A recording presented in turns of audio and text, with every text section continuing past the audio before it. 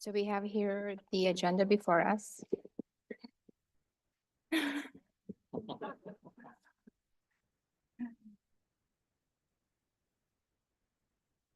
I would entertain a motion to adopt the agenda as presented. And if I could please invite individuals to use the microphones that are on tables. I know we could probably hear each other here, but for the people viewing online, we'll need to speak into the mic. So we could share that and pass it down on the tables.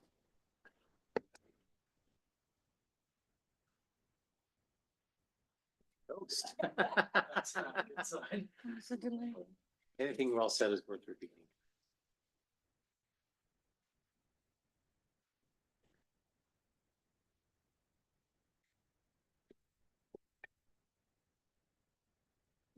Should we try again? Okay, we have the agenda before us. If there aren't any changes, I would entertain a motion to adopt the agenda as presented.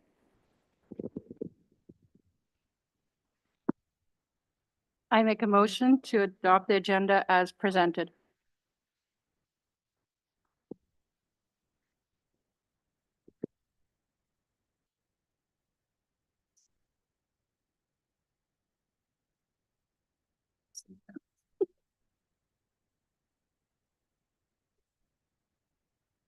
I second the motion.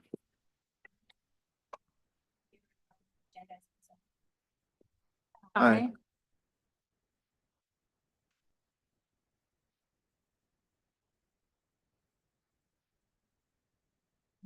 The next item on the agenda is public comments, and that appears on. Moving on to work session. So welcome everyone for being here. Today we're going to have a presentation and listening session on our school budget. But before we do, one, I want to welcome you, but also it might be a good opportunity for us to introduce ourselves for those of us who might know each other and others who might be new faces. So I will go ahead and start.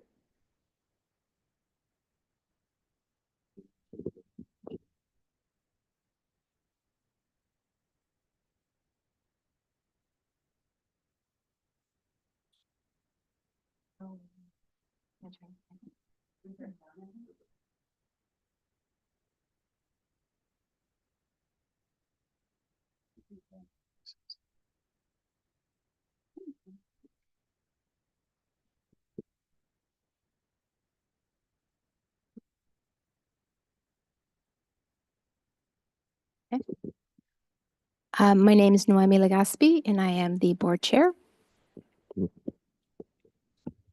I'm Scott Trevor. I'm on the budget committee. I'm Rosie Burkoff. I'm co-chair on the Woodburn School Board.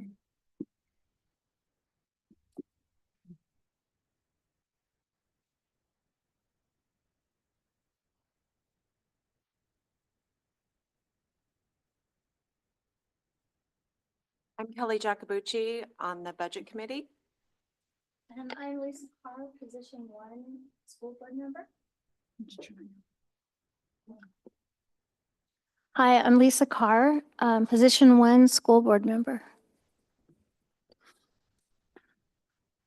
I'm Janice Price, and I'm budget committee. I'm Devin Freeland. I'm on the budget committee. I'm Rick Puente, and I'm a budget committee member. Ryan Byers, school board.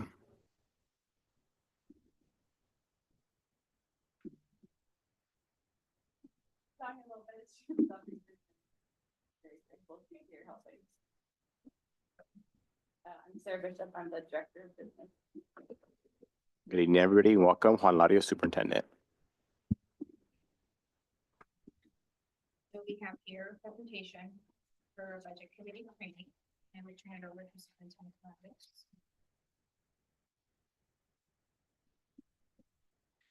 Clavich. Tonight, you'll have a packet, which is a kind of precursor to the budget committee process, which will start on May 6th. So we'll be back again to start the budget committee process on May 6th. And tonight's an opportunity for us to get a training on what the budget entails, what its purpose is, how we operate as a district, and be able to hear and answer some get some questions surfaced so that we could come back at the budget meeting with the information that the committee, that the board may be seeking, and tailor that meeting to what really is on people's minds and what information budget and board members may have. So that's what our intent tonight is. And so we'll be walking through a slide deck that for some people might seem a little familiar. If you've been through the process, you're going to see some slides that you probably have seen in the past, but it might be really new for some others. So we'll just kind of give each other some grace as we kind of ask questions and get to a place where we're having shared understanding on our budget.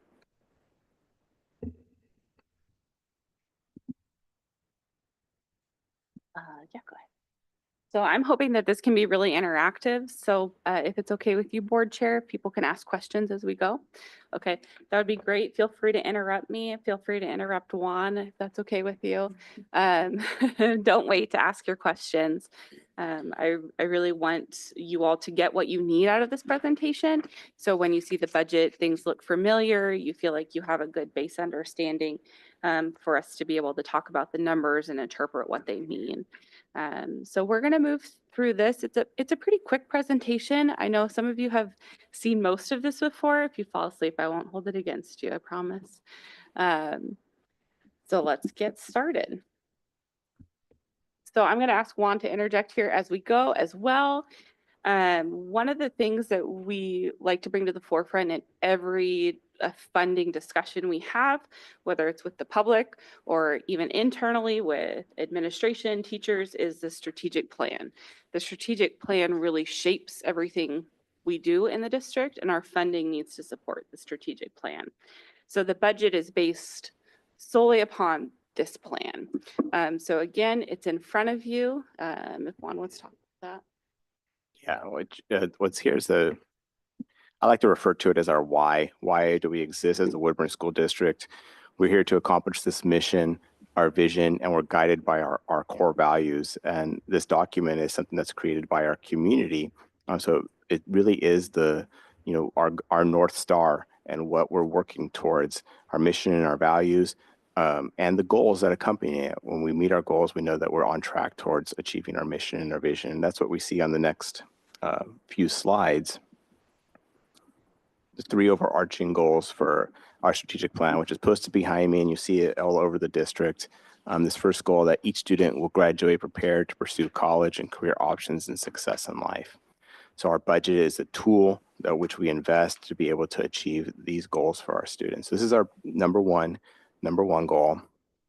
Our second goal is to foster our culture of engagement and partnerships. And then our third goal is this kind of a how goal. We do this by strengthening our stewardship of public resources and community trust. And our budget is one of those avenues, one of the vehicles that which we use to build our trust in our community and how we are fiscally responsible with what we're entrusted with by our community.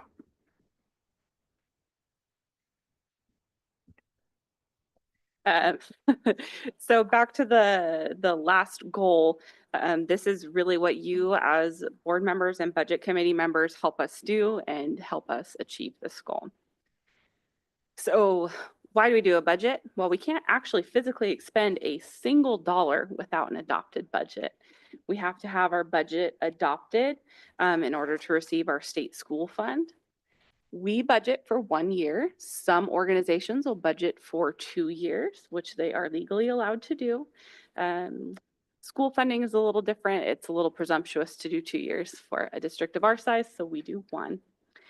And our budget is based upon a lot of estimates. So one thing we'll talk about a little later is how we get to those estimates, what they mean, where the numbers come from. But really, your home budget is a little easier to do. I know mine's a little more straightforward. I know for the most part what my expenses are going to be each month. Schools, we try our darndest, but again, it's April 1st right now. Things might change May of 2026. So again, we do our best estimate, and that's what we'll present to you at our first budget committee meeting. For all government entities, I feel like it's really important for the level of transparency to get our constituents in here. So the purpose of the budget, again, is to encourage citizen involvement, which is all of you guys taking in your opinions and the people who live in this community, pay taxes in this community, is a really important aspect of it. And again, the major component for me is this budget controls all of our expenditures. We can only spend in certain areas based upon what we've budgeted. If we feel like we're going to go above those expenditures, we come to the board and ask for budget adjustments later on. We haven't done that this year. We haven't done it last year, but it has been done in the past. It's not atypical. We just haven't done it recently. How far back have you done that? Oh gosh, I think the last time we did that was in 2019 or 2020.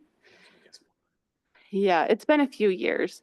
Usually it's if there's like a big capital expenditure that's come up that we need to shift funds for, or we want to move expenditures from one category to another for some reason. But here, we're pretty planful. We do a good job working with our other departments to make sure we have everything slated that we need to do. But it does happen from time to time. Good job. I cannot take credit for that. It's input from every other department and them having a really clear idea of what they think is going to be happening in the next fiscal year and us being able to plan based upon that. So they're really the ones that are doing that work. I take what they give me from their plan and we drop it into the bigger budget. So they do a great job.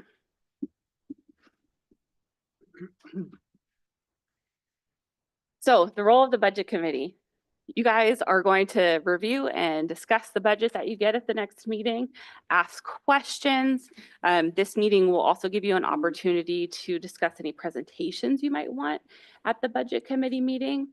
So it's really for you guys to do a deep dive into those numbers, ask where they come from, get more information, so you feel really confident with the document that you see at the budget committee meeting. The budget committee will theoretically approve the proposed budget. After it's approved, it then goes to the board for a public hearing and they vote upon it as well. The budget committee is also responsible for setting the tax rate, and that's the tax rate for our general obligation bond as well as our general tax rate. So they also need to do that as well. Again, tying it back to the strategic plan, the budget committee's job is also to make sure that we're spending appropriately to support that plan. So can you ask questions outside of the meeting? Absolutely. If you have a question that comes up, please feel free to contact Juan and he can pass things on to me or whomever needs to field the question. We're happy to answer those. Can you consult with other members about the budget? Yes, but only in the public meeting, so not outside of the meetings. Can the budget committee determine how much of the employee is paid? Nope, we have bargaining agreements that cover all of that, and those are our governing documents, if you will. So again, like I said, once the budget committee theoretically approves the budget, which is our end goal, it moves on to the board for the public hearing.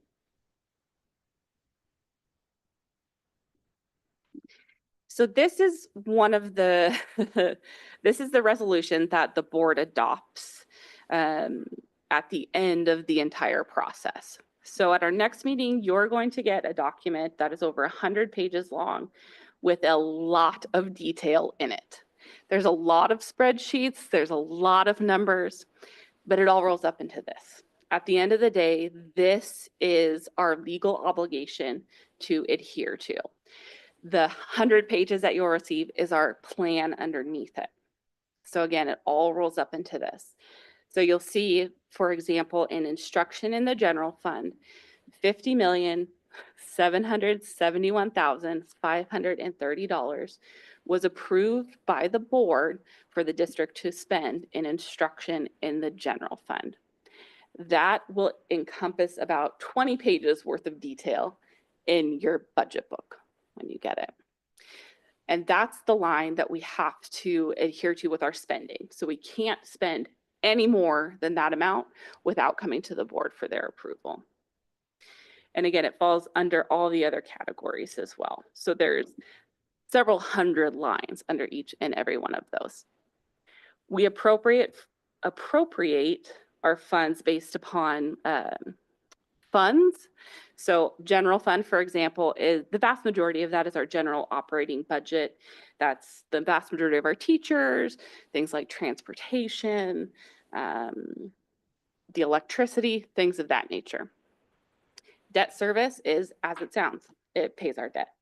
So all the money we receive for our general obligation bond from property taxes goes into that category. And that debt service line is for paying our debt. Major maintenance is a reserve fund. We put money aside to be able to do major projects. For example, replacing the roof at the high school, that'll come out of major maintenance. Putting new HVAC on French Prairie, that comes out of major maintenance. These are projects that it's too costly to do in a singular year, so we set aside funds year over year to be able to pay for these types of things. Special revenue is very unique. I'm going to skip over that for just a second and do the remaining, and then we'll come back to special revenue. Nutrition services is as it sounds. That's how we feed our students here. Everything that the students eat comes out of nutrition services. Construction excise tax is another unique instrument of school districts. Many years ago, the state says, hey, citizens, if you build a property or enhance your property in the town and it has a school district, they can assess a fee upon your new building or a building addition. The city is responsible for collecting that and passing it on to the school district. And that is a means to be able to do additions and improvements related to increase or changing enrollment. So for example, with the several new projects that are being presented to the city, to the planning department, how it's approved so many projects over the past couple of years. Every project that they obtain or approve, there's the taxes that they get Correct. from. Correct. Yep. And there is a limit on the amount we can receive. The state sets that limit every single year. I believe for commercial properties, it's like $35,200 for residentials. I think it's like $1,200. So every new house that is built is assessed this, every commercial property that is built. So even though, you know, the Amazon project on the other side of the freeway was several hundred million, our share is 35,000 from it. Surprised you got that. So you got literally like 3% from that. Less than, well under that. So yes, any new building, commercial or residential, or added square footage to a commercial or residential building is assessed the construction excise tax. So like the two new gas stations that are gonna be coming up in Woodburn, plus the checkpoint dining hall is gonna go up by Safeway. We're gonna get something out of that. Correct. And again, the city collects that and they pass it along to us. It's limited as to what we can use this fund for. We can't say hire a new teacher out of it. It has to go towards capital improvements only. How often do you receive those funds? Is that like annually distributed to the district? We actually receive every month. But like it was $2 million. Like, Overall. yeah. Yeah. So it's not, yeah, I mean, it's a nice amount of money for repairs. Yes, but, yeah. absolutely. Yeah, yeah, Yeah. yeah. The city report out what's coming. Oh, like project what we might be getting? No, they're really not. We get it, yeah, when it comes in. Each month. They have that available on the planning department. Yeah, even then, we receive the funds based upon when it's paid to them. So if a project is still 5 years down the road, we're not gonna get it until that project's under.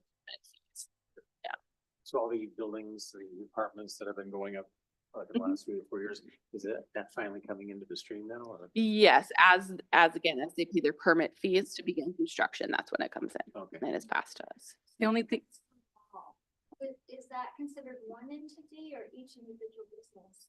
The mall is one singular business, it's one property. but the apartment complex right behind it, the two apartment complexes, those are two individual entities, two separate ones. Yes, it's based upon the property. Yep, property ownership. So again, construction excise tax, kind of unique. You don't see that really at anything besides school districts. And that's a state law that has come into play. I have a question about inflationary, like how do we budget into that? Can you be more specific? Well, I'm just thinking like from year to year, like Mhm. 3 years ago versus this budget, do we just, what was the annual, how is that based on inflation? Are you talking like property taxes or just? Just something about we as a budget, how do we just take into account like, or is that already all specified in each bracket? So are you talking about budget overall? Yeah.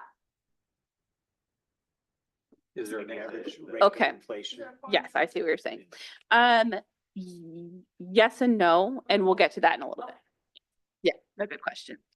Athletic reserve is very similar to major maintenance. We set money aside into that fund to be able to do athletic specific repairs such as replace gym floors, do turf field, update softball field, things like that. So money is set aside there as well to be able to maintain those things. That money that's set aside, is that from the general fund? Like Mhm. you have, Correct. Yep. So both major maintenance and athletic reserve, the revenue that comes in is transfers out of the general fund into those funds. Yep. So they're like the general fund savings, it's almost. is that something that the district has set like every fiscal year to say, hey, we're taking out of our general fund, we're gonna go ahead and fund the athletic reserve with the 100,000 or? We try to set aside money every single year to put into those funds. It's really, in my mind, poor planning to not put money into those funds. Because again, when roof of the high school comes up and it's $2 million, we can't do that out of the general fund in one go. So yes, we do try and set aside money each year based upon the projects that are upcoming in the next 3 to 5 years. So as inflation in reference to that, so let's say for instance, materials were being cost controlled the last 2 years, but now it kind of fluctuated. But how do you account for the fact that you can't foresee if materials there's gonna be a cost increase because of, for instance, example, tariffs? Mhm. Yeah, tariffs are something that have not been on our radar previously. Historically, we actually have built in an inflation ratio into our projections for our major maintenance projects. So we can kind of historically look at what the costs have gone up because we generally already have, we forecast those out. So we know, for example, certain things, they've gone up 10% every year. HVAC's been a great example of that. So while the project to replace the HVAC at Washington was 800,000 this year, we know to do it at Lincoln in 2 years, we're gonna increase that by 20%. So yes, we build those things in. But Washington's an older building versus Lincoln. Doesn't matter. From our school. The It's actually HVAC working okay. units are different because they're on a replacement cycle. So the units themselves are generally have the same lifespan. So even though the building might be older, the last time those units were comparably replaced. So we try to roll those forward. So special revenue is really unique. Yes, we bring it to the board, the budget committee to approve the expenditures that come out of special revenue. But the expenditures are dictated to us essentially. So anytime all of our grants fall under special revenue. So Title 1A, C, IDEA, the student investment account, the early literacy grant. Pretty much any grant you could think of falls under special revenue. And it was 8 million that you guys district received, is that right, last year? That was what we budgeted for expenditures. And if you guys could remember to turn the mics on too. So that's what we budgeted for expenditures in special revenue. So Yes, received at, that is a really good point. Thank you for bringing that up. So when we're looking at this resolution, it's the appropriation side, which means the expense side. So revenue will not always match the appropriations. We might get more revenue in, but we're reserving some for a future. Or we might be getting less revenue in a current year and our expenditures are higher because we received more revenue that we set aside in the prior. So those two pieces aren't always going to match. Is it the same for the general fund? If you have an overage, you just pocket it and just add to it? We the put next it into our ending. year? and Or is so- that factored into the next budget for the following year? Yep. So you don't just keep it in reserve, just No. start Hide it. fresh and start, No. yeah, hide it, right? That would be impossible. No. Okay. So again, special revenue, again, is unique that the granting agency dictates to us how we can spend those dollars. So for example, the student investment account comes from the state of Oregon. It's a state grant. This year it's almost $6 million. We have to submit an application, which the board actually approved, to ODE, which is the granting agency. ODE approves our application and we can only spend in the approved category. We sign an agreement with them. That one's also unique in that the board actually approves the grant agreement we have with them as well. And we report quarterly to them how we spent those dollars under our pre-approved categories. So it's really prescriptive as to what we can and cannot do. What are you spending under those categories? Out of curiosity, $6 million. Like, is it a, There's a lot of things. yeah. So for example, some of the art teachers at the elementary school, there's social workers, there's behavior specialists, there's professional development for staff, things like that. There's, Do they have like a prescribed list of categories you have to spend it under and you kind of choose? and a lot of work has been done with the community and we're going through the integrated planning process now for the next biennium as well. So we've taken community input, all of that to fuel this plan. Another example is Title 1A. And the vast majority of our federal grants, there's certain allowable expenditure categories. We submit an application every single year to ODE. They make sure our expenditures align with what is approved under the grant. And those are the only areas we can spend. So I have a question on that. So at the federal Level. level, Yeah, good question. federal level, are you guys concerned that your grants are going to get denied now? Not for next year, Okay, not for next year. that's good. The following fiscal year, That's unknown. Yes, yeah. Yes. there are some state level grants that are, again, specific to work the state is doing that could be impacted. But we don't foresee that that will have any fiscal impact on us. The first year. Yes, so you may hear that ODE has lost a grant. That is an ODE grant, not an ODE to Woodburn School District Okay. grant. So on those special revenues, is it, are you staffing positions under that special revenue with all those grants? Is that what I understood? Yes, there's a So like, lot of staff that The come. Title I, Mhm. right, like all of those. So if those grants are impacted next year, what's the district looking to plan ahead?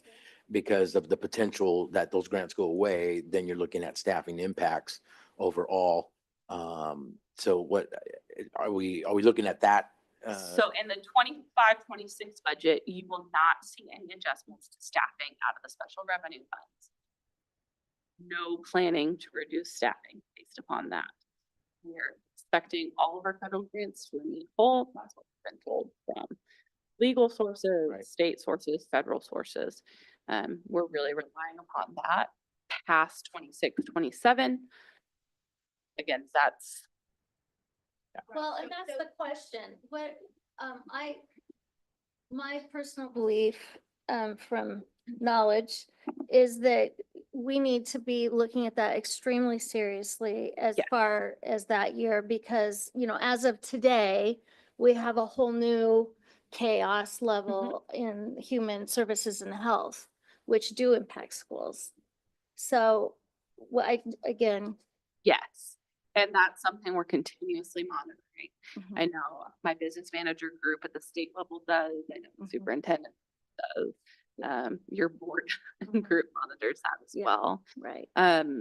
And again, I think a lot of it is a hurry up and wait sort of thing. Mhm. Do I think it would be prudent to say, hey, we might not get Title I, let's go ahead and cut preschool next year? Oh, my God. No, No. I think that would be really foolish and it would be part for the course. I think we need to be planful and wait and see what's coming down. Due to the changes in the fiscal year between the federal fiscal year and our state fiscal year, I think we would have a fairly long ramp up to have impacts to our budget. What is the difference in So state our versus? fiscal year starts on 7/1, theirs starts on 9/30 or 10/1. So 3 months. on 7/1, their fiscal year has everything that we're receiving has already been appropriated down to the state level because they go in a different 2-year cycle. So we would probably start hearing things in October or November of 2025 that would impact our 26, 27. So there should Mhm. be a longer ramp up for us to be able to make those decisions. And then at that time, I'm certain that's something we need to the court to discuss as well. Because that's not a decision we make lightly. Correct, until we get more guidance from the state and federal level. Yes. That would always be the goal. Don't anticipate any cuts happening for the 25-26 budget. It would be the, Yeah. That's clear. I'm thinking, and others are thinking. How do we plan for the future? But, and I think that as a follow-up to my question is, I know that several grants that are funding the special reserve.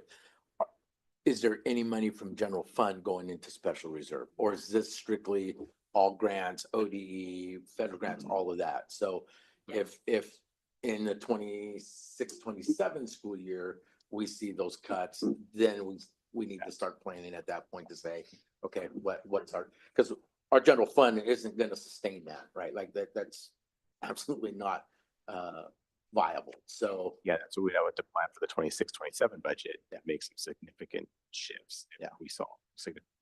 And if you if you don't mind, I'm gonna jump ahead a couple. Sure, Mhm. because sure. I feel like this is kind of a hot topic. And it's. Do. The rumor of the dissolving the Board of Education, that's gonna have an impact not a on all this too, right? Not necessarily. No, really? Okay. I have a question. Do we have any investment funds where we're actually earning interest on anything like that? We do. Okay, good. So right now, our approved investment interest is IT person.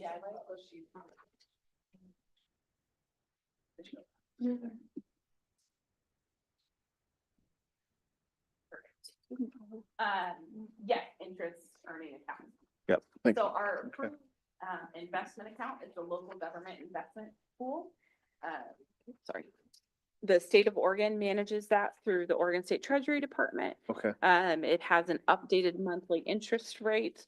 All the investments are approved through the state. We're not going out there and purchasing stocks, you know, Sure. based upon a Okay. whim Yeah. sort of thing. And yes, that does earn interest. Okay, thanks. We don't have any other brokerage types accounts or Okay. anything like that, just the local government investment. Has the federal funding always been that percentage? Yes. So, this is what I want to bring up presently as a pretty hot topic right now. So we get the vast majority of our funding from the state school fund and property taxes. So as you can see, that's close to $80 million. Our next biggest source is the student investment account. Again, that's a state source. That's through a specific state approved tax. The high school success also comes from the state. The early literacy grant comes from the state as well. So everything you see up there in orange is state approved funding. Those, especially SIA and high school success, that's funded with a state specific tax. So we do not expect those to be impacted whatsoever. Early literacy is a grant that's not written into law, like the student investment account in high school success. So theoretically, the state could change that if they so desired. Everything you see below that is our largest federal programs. We have some other small ones I didn't put up there. We have like a $16,000 grant. Not hugely impactful. Sometimes we get it, sometimes we do not, based upon our student demographics. But these are our largest sources of federal funds. So yes, it's important that we continue to monitor these. But I do feel like our biggest focus should continue to be on our state and local funding, as that is what drives the vast majority of our budget. Right, but the federal funding. Yeah, goes to the state. It does, yes. It absolutely would. But again, I think it's important to highlight that most of our funding that impacts students is state and local funding. So, COVID monies, are the states still receiving anything? Okay. Our COVID funding, our ESSER funds were expended a year and a half ago. They're completely done. I am in touch with our cafeteria all the time. and Mhm. She's already mentioned that next year it's going to be cut back. No. And then she's missing. No. Again, the school meals program is, and that's our child nutrition program, CNP, you'll see it called. And that generally has pretty significant bipartisan support. So I don't, They're rearranging the chairs. I think. they're changing departments. I would honestly be shocked if they did away with the child nutrition program. Again, it has pretty significant bipartisan support. There might be sub-programs under that will change. I could see that happening. Well, the snack has gone away. We used to get bags of fruit or something every day. That's gone now. Yes, that's a different program. Oh, That's, it is? Okay. yes, that one's totally different. Okay. So I would be surprised. Again, we might see restructuring of that program. Sure. But the whole point of restructuring is to minimize costs. I'm not going to speak to what they're doing at the Right. federal level. I'm more Right. concerned with Right, how we right. get reimbursed for what we're doing. Well, here. but, right. So even if that did go away, most states are hugely supportive as well of the child nutrition program. So right now, we get a portion of our meals reimbursed from the federal government, and the state actually funds the rest of it. So even if the federal level, the school nutrition program went away, I think the state would step in pretty quickly. Most states have said they're hugely supportive of this program. So even the school meals program you see is a pretty significant portion of our federal budget. Again, I don't see that going away really ever. Other programs, Title 1A is written into law and IDEA is written into law as well.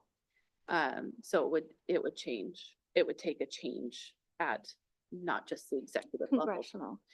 for those programs to go away. CSI TSI also falls under Title 1A as well, the Title 1A program. Yes, sorry. County volunteers are time and I've been jumping all around, giving her Thank a you. run for her money.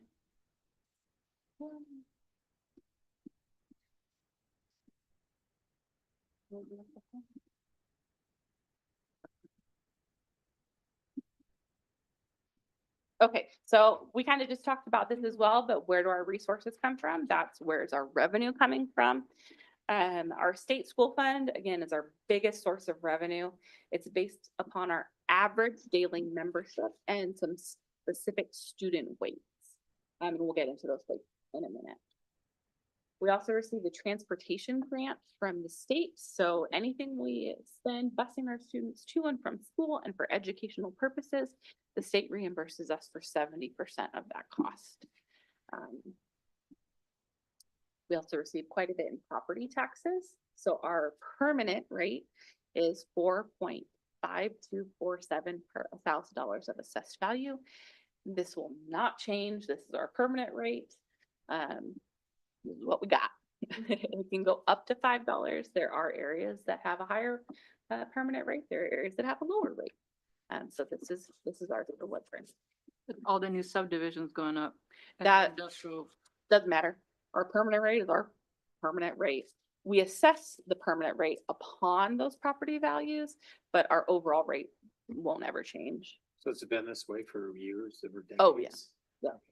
So help me understand, when it talks about the role of the budget committee is set the tax rate, we're not talking about this tax rate then? We are. Okay, So the budget committee is actually saying, yes, go ahead and assess $4.5247 per assessed value. There are organizations within the state that have a set permanent rate of, say, $1, like special districts have a rate that they can assess up to. Some of these smaller special districts, if they don't have projects coming down their pipeline, because there'll be a special district that has one employee that can only manage X amount of projects, they'll ask their budget committee to not assess the full amount oh, I of see, their rate. I see, okay. We ask the budget committee to always assess our full rate amount, because got it. we want to be able to service Yeah. the students in the best way possible. So yes, they do actually set the rate. Thank you.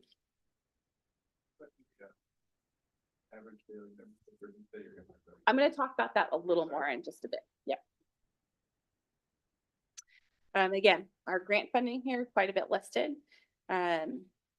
We talked about that in the special revenue funds. Again, I'm happy to talk more about any of those specifically if you guys would like or have questions about specific grant programs. We can definitely go into more detail on that. Or if you'd like a presentation for specific grants at the next meeting.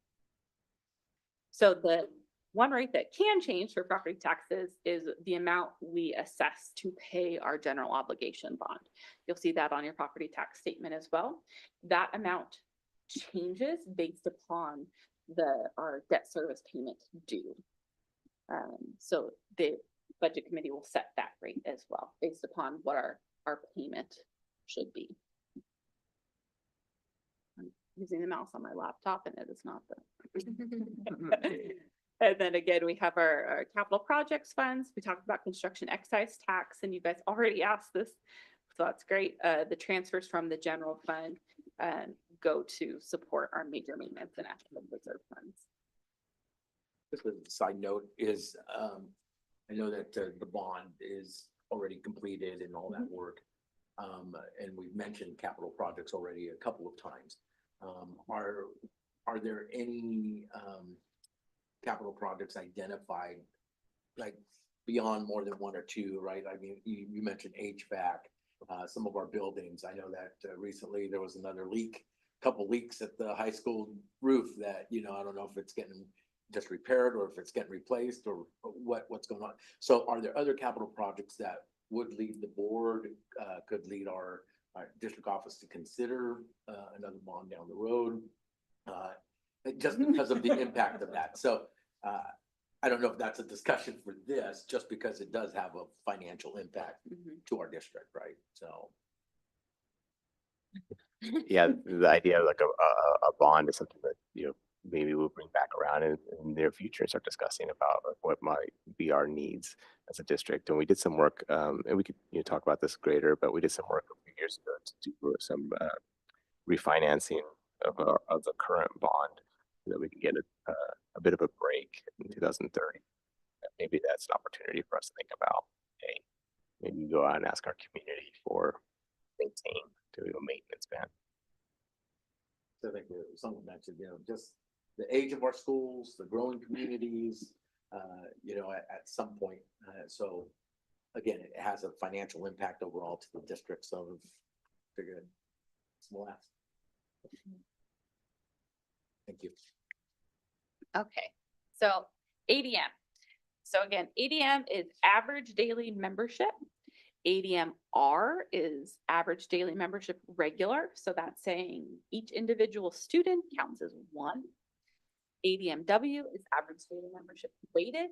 We're saying each individual student could count for one or more, depending upon the student. So we are funded based upon our ADMW. So that is our unique student population. So ADMR, and again, this is average daily membership. So while we physically have more students in our buildings than this, it's based upon their attendance. We have to take their attendance into account. So this number will always be lower than our registered student count. To this? Yeah. Be more specific, like what piece are you looking for? calculated. The ADM piece? Value is. I don't know if you would publicly have access because we report to the state based upon each individual student. And it has unique and identifying information. So for You example, probably it would be you like, know that which- Yeah, Correct. like, so it would be something like So IEP, and then there's other Yeah. categories. So maybe this that's- is a summary of the data we report to the state. Yeah. And so this is on ODE's website. And you can look at this for the past, I think they have the last 10 years up there. Okay. so is this part of the question is what is the break for receiving funds based on attendance versus not receiving funds? Like what is, how much school does my children need to miss to threaten the reimbursement from the state? Everyday impacts. Every day a student misses impacts our funding. Has there been an improvement in the last couple of years on attendance? Yeah, we've seen it's one of our district goals, and we have seen improvement in attendance every year, and we making progress towards meeting our attendance goals every year. Mhm. It is an area of focus, so we have So- seen improvements. So when you say improvement, like how significant are we talking? I mean, is it just like a 2% improvement or is it like a 10% improvement? We can show you that. We reviewed that. We can show you Oh, the, okay. Yeah, I could provide that if you need the specifics, but Mhm. it is more gradual Mhm. improvement. And is that at all levels or is that, is the elementary school carrying the high school, when it comes to that increase? you can see for attendance? individual schools. It's been pretty, I wouldn't say it's one level carrying another level. Mhm. It's a focus of each school on improving attendance, and there's a district plan for attendance improvement, and so it's something that everybody is working towards. Mhm. And so we have seen improvement at each school in attendance. And is the district's tracking of attendance match the attendance being reported to the state? Or are they looking at them differently? Does that make sense? Because I think last year you'd mentioned that a student has to be in school for like half of the day to meet the average student membership. So the data we're tracking based upon our goals that Juan's talking about are the state's data. Okay. So that- Now, do excused absences versus unexcused make any difference? I guess I wasn't really asking about, specific student data, but like, what is the general formulation? And is that part of the statute or is that, Yes, and we'll get more to the calculation on Okay, the next because- slide. yeah, there's a lot of things that feed into that. and- There are. There's certain parts of the calculation that are set by ORS that we have no impact on. It's one of them is a rate that was established like back in 2008, Okay. and that's the rate we get. And then there's a lot of, well, sorry, I'm jumping in. We'll get there. Yes, yes. Okay. But if you're interested in Woodburn specific ADM calculations, these are all on ODE's website. You can see their calculations. You can pull up across the state, you can pull up other districts, but ours are up there as well. So again, average daily membership, we get a 1.0 rate for every student. Students in ESL programs, we get an additional 0.5 weight. Students in the pregnant parenting program, we get an additional 1.0 weight. Students on IEPs, we get an additional 1.0 weight. Students above the IEP cap, we get a 1.0 weight. Students in poverty, we get a 0.25 weight. Students in foster care, we get a 0.25 weight. We don't have any remote elementary schools or small high schools, so that doesn't apply to us. And we also don't have any postgraduate scholars. So how would you have qualified for that? For the small high school No, curriculum, for the postgraduate scholar. I don't know. I've never run across a district that has that. Oh, but this is the state. Yes. Oh, God, That's oh, not well, running. actually, I know that Silet's does have a fund for that in their district. That wouldn't be Okay. considered Running Start? Well, there was a program. Like early college? No. I'm referring to Washington State. They call it Running Start, meaning that the kids can start if they have already achieved their graduation credits, they can continue, already start their college courses. Oregon has that program as well, but they're not considered postgraduate Mm. scholars. And I will also point out that that is a negative weight. So if we have any of them, they actually take money out of our calculation. Well, then we don't want to count. We don't want that. Because then they're being considered as college attendance versus high school attendance. In the postgraduate scholars, yes. Okay, then I have it backwards. It's the opposite then. It all comes in our state school It's fund my payment. own But for glasses example, like again. students in poverty, you know, that amount, that's a little too. students in poverty. So theoretically, yes, because why they give us those weights is because they're saying, we understand it costs more money to Right, educate but this the sort of question student. is, do these amounts go back directly? But also, Do we track, are we able to track that, for example, IEP, like that amount goes directly to IEP?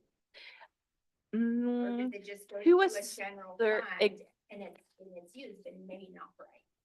So it goes into the general fund, yes. But we also have maintenance of effort tracking, which tracks all of the expenditures related to these students. So I would say we spend more than our additional funding supporting these unique populations. So am I correct that we have a cap on special ed funds, meaning, let's say we have 72 kids funded, Mhm. but we have 92. Mhm. We have to eat it. Is that correct? Yes, I don't know if I'd necessarily Well, phrase it that way. Right, Again, probably not. as our student population, we're here to serve all the unique needs. No, of I'm these just students. saying that we're not provided through the state. Correct. We're Extra- okay. capped as to the additional weight that they give us for those students. We're capped at the additional weight. I'm sorry.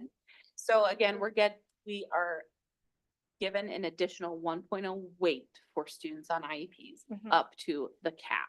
Right. If we have students over the cap, we Yeah. don't receive additional That's what- weight yeah. for those students. That would be a cost that we'd have to eat or. That would be much our is own Just are expense. not allocated additional. Yeah, We just absorb. don't provide the service. Any other ADMW weight questions?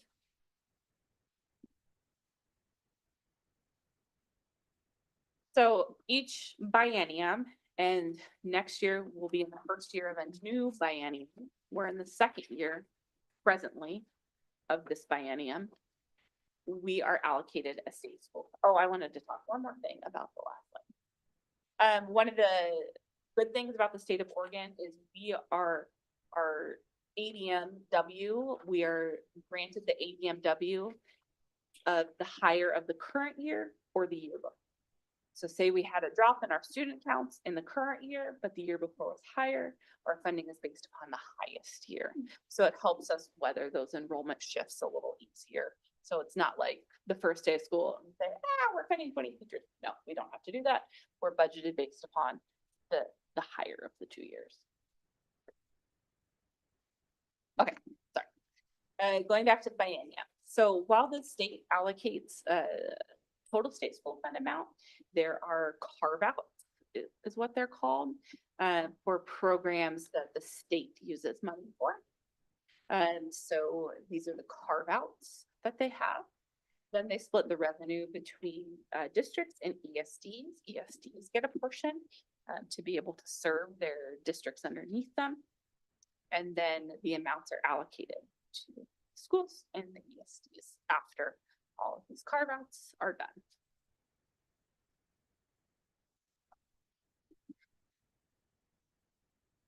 Our funding is also based upon other districts' enrollments within the state.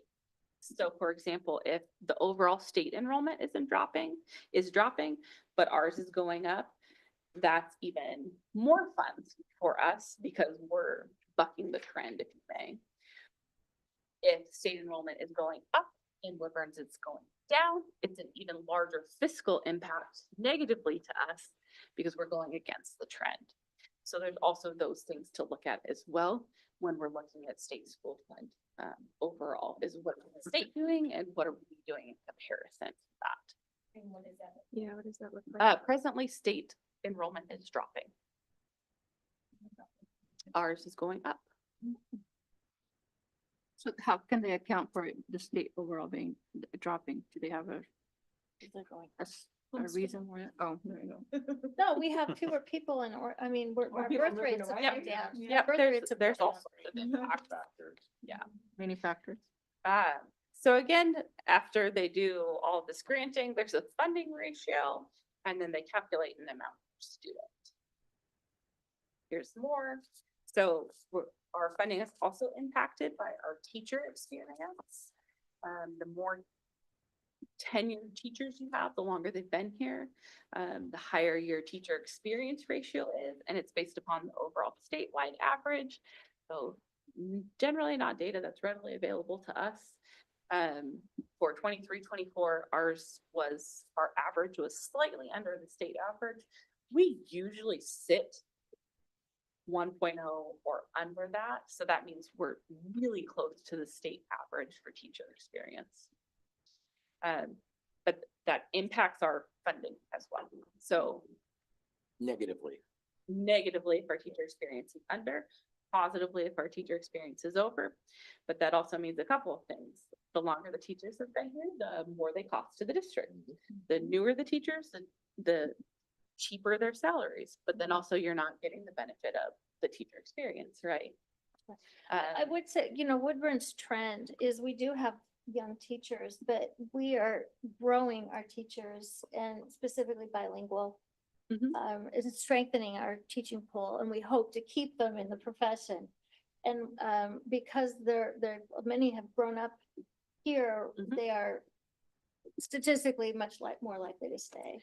I believe overall, we have 60% or more of our teachers sit at the top steps of our salary schedule. So that means they've been here quite some time. So we've got some Yeah. pretty longevity Yeah. experienced staff, so. So again, it's not great to be like, oh, well, we'll just get rid of all those teachers and hire some new, no.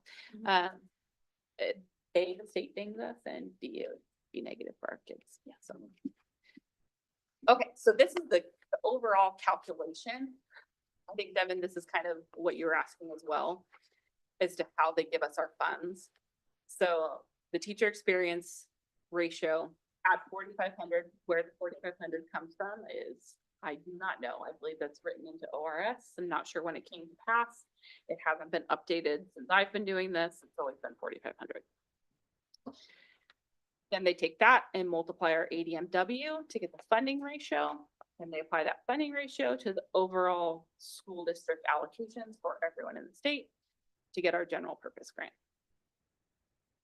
Then they add in the transportation grant, which again, we tell them we think we're gonna spend this amount on transportation next year. So they do the 70% calculation to get our total formula revenue. So this is our total state school fund grant. But wait, there's more.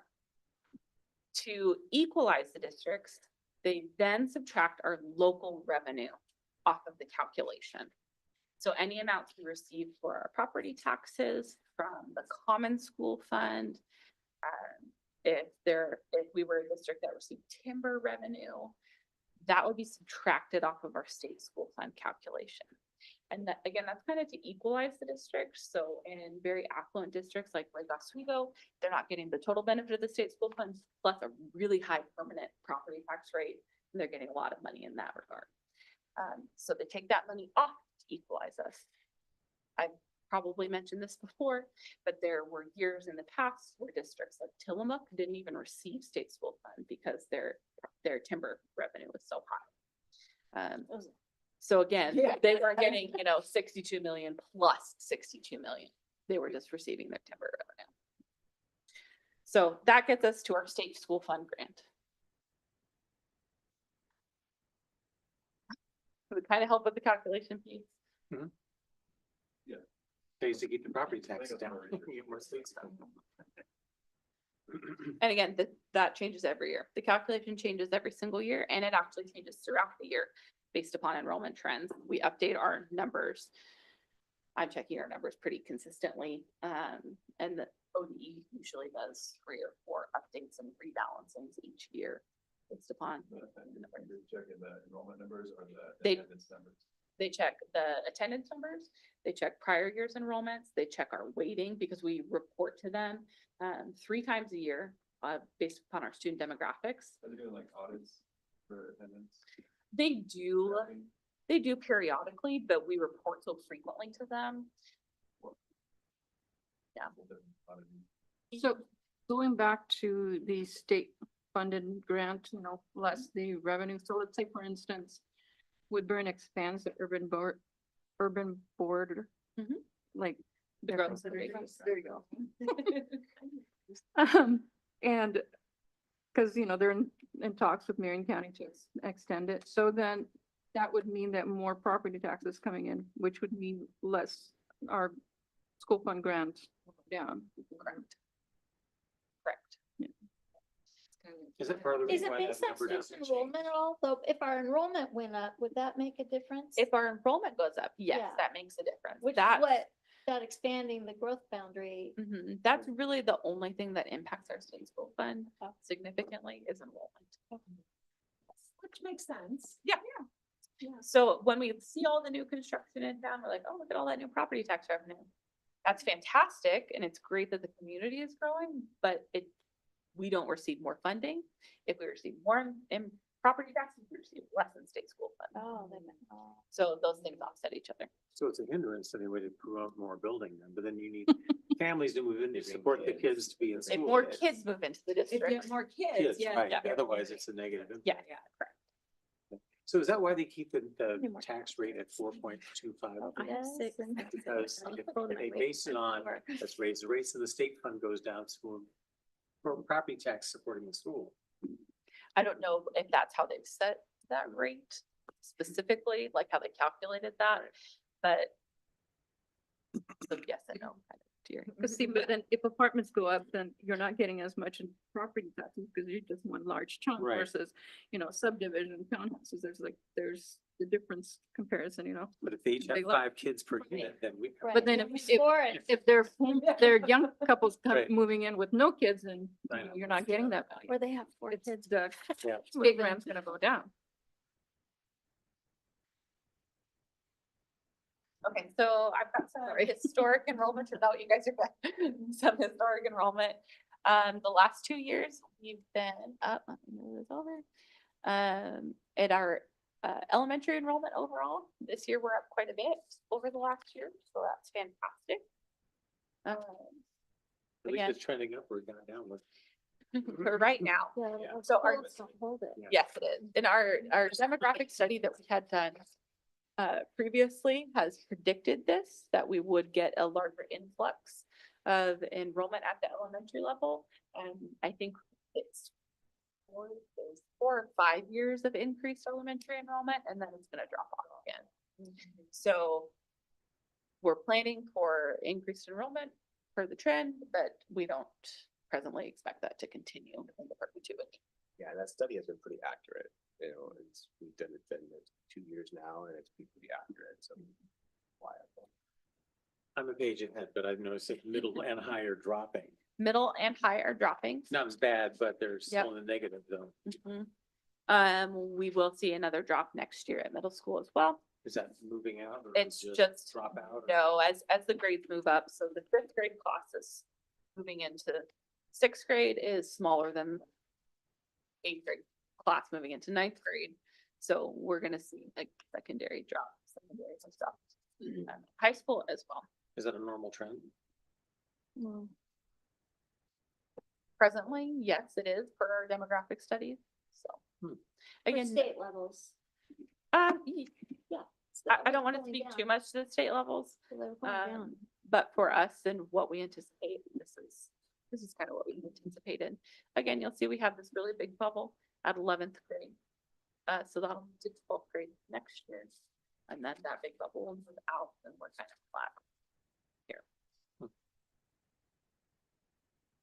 So again, it's important to look at these historical data points. overall enrollment as well. Again, we dropped quite a bit between 2020 and 2022.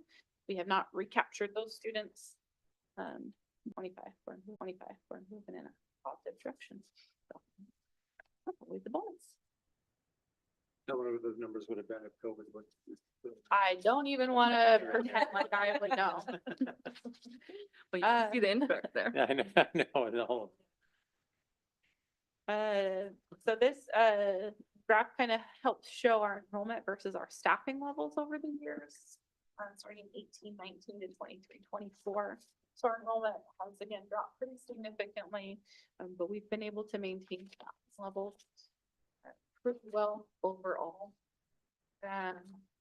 Again, last year we did some right sizing. We did not lay off any staff members, but we evaluated all class sizes, all supplementary positions. Didn't hire behind retirements or people who left the district to be able to maintain budgets. So as I look at that in 2019, 2020 is when the decline started for enrollment. Yep. Our staffing has stayed the same. Yep. So when our enrollment drops, that means our funding drops, Mm-hmm. but yet we're still paying the same amount of staffing. So it tells me that, I don't know if this is the right way to say it, it sounds like we're, Top heavy. we're Or top we were heavy in the understaffed sense of before. we have a lot more staff. Yeah. When you look at the enrollment dynamic, right now, and if we are trending, I mean, we're trending back up. But I don't know what that trend looks like in the Yep. coming years, if we're gonna reach back up Yeah. to where we were. So on, in these states, also consider we're riding the end of the ESSER funding. So Yeah. one of the things we made sure to do is, since we didn't know what would happen with the students in this, we did not cut teachers during the pandemic. We did not cut support staff during the pandemic. Again, there's a lot uncertain, so we wanted to maintain the status quo as much as possible. So again, this only goes to 23, 24. So when we see the budget document, and you see 24, 25, you're gonna see the staffing change pretty significantly. Did we, and again, this is going back maybe before our time, did we hire staffing positions with those ESSER funds? We didn't, we hired, I think, 2 Yeah, we were, temporary. yeah, we 'Cause tried. to be I really- did see, sitting in other school districts, K-12 throughout the state, we saw a lot of districts do that, and I'm glad that if we didn't do that, I'm glad that we didn't do that, because again, it's not sustainable. Right? Mhm. Correct. It's a short period of timing. But I mean, I'm glad that we maintained our staffing, Mhm. but looking at from, again, now that's almost 7 years or 5 or 6 years. Yep. It's like, and our enrollment's still dropping. Well, now it's starting to come back up.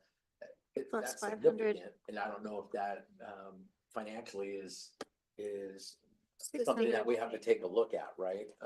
Yeah. Not that I'm looking to, Yep. hey, let's cut that, right? No, But absolutely. we should be probably considering that if we're looking out, if federal grants are being cut in the next 2 years, that might be an impact, and it's a reality that districts have to face. I mean, we see a lot of districts facing that right now, Mhm. but seeing that our funding comes from enrollment and we've been dropping. but our It's a staffing has difference of remained the 500 students district-wide though. So you divide that by the schools, it's what, maybe 50, 60 students per school? Just a rough idea, Yeah, it but there's depends. still 5,000 Yeah. strong. So Yeah. it looks terrible, looks like half of them leaving, Very- but Yeah. but we're only dropping from 56 or 55, no.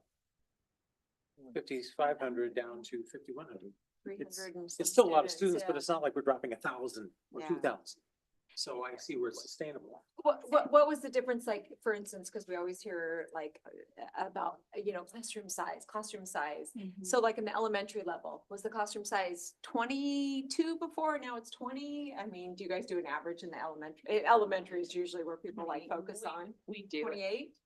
No, that's. No, it's, no. I'd say around 20, It on the average. depends. It totally. what I see. Yeah. So- So again, when we're looking at this, it goes through 23, 24. You'll remember us talking last year at last year's budget committee about right sizing the district. That's where the vast majority of the work was done to not hire behind retirements. not hire behind staff that have left the district.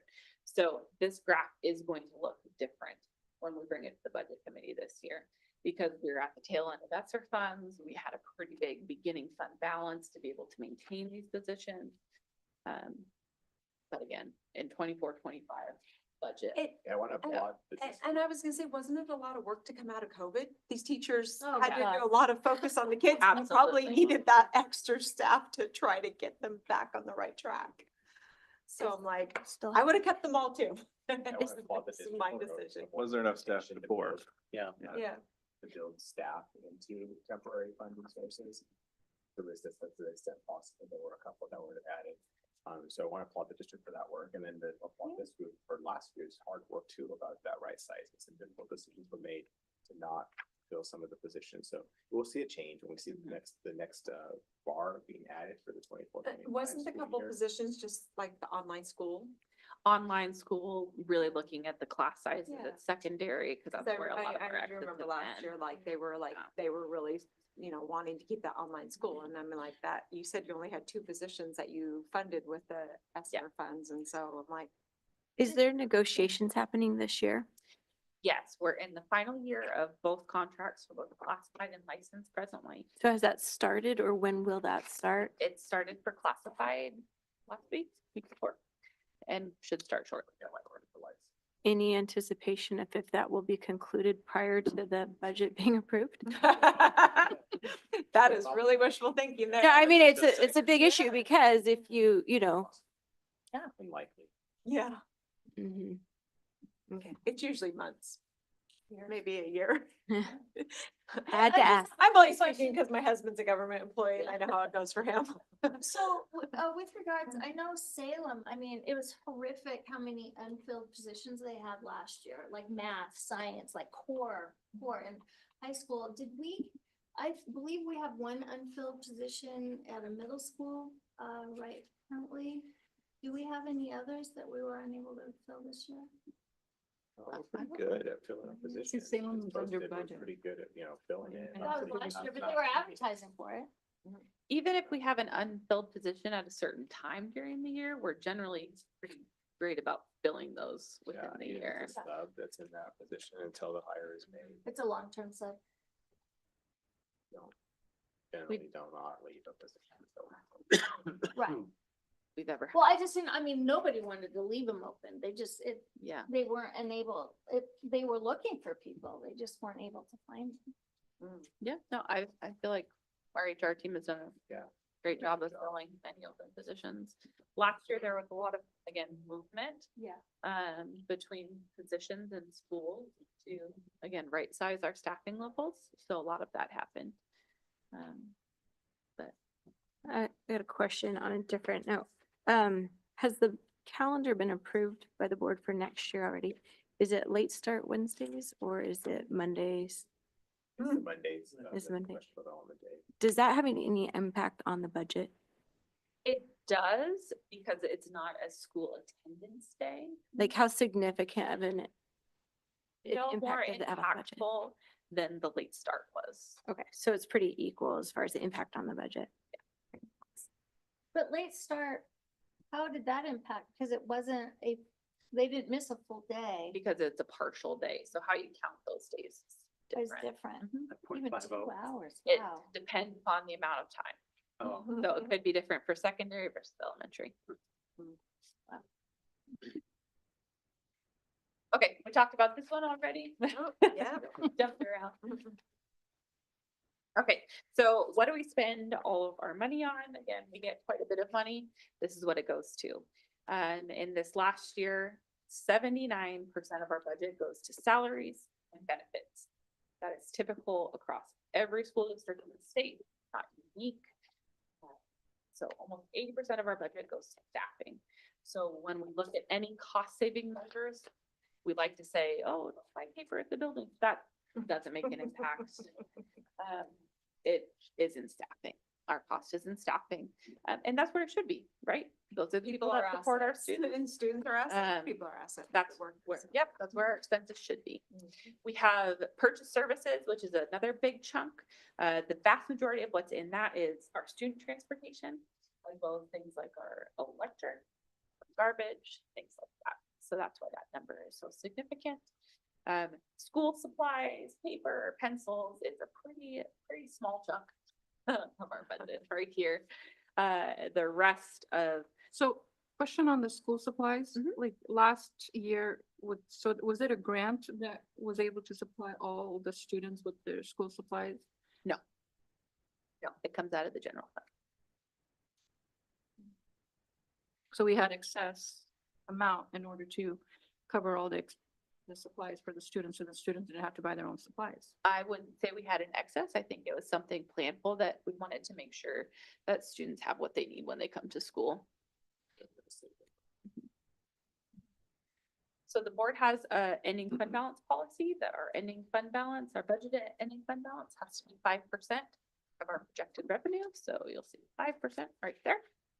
And then we also have other, which is dues and fees. So like licensure type fees, those things.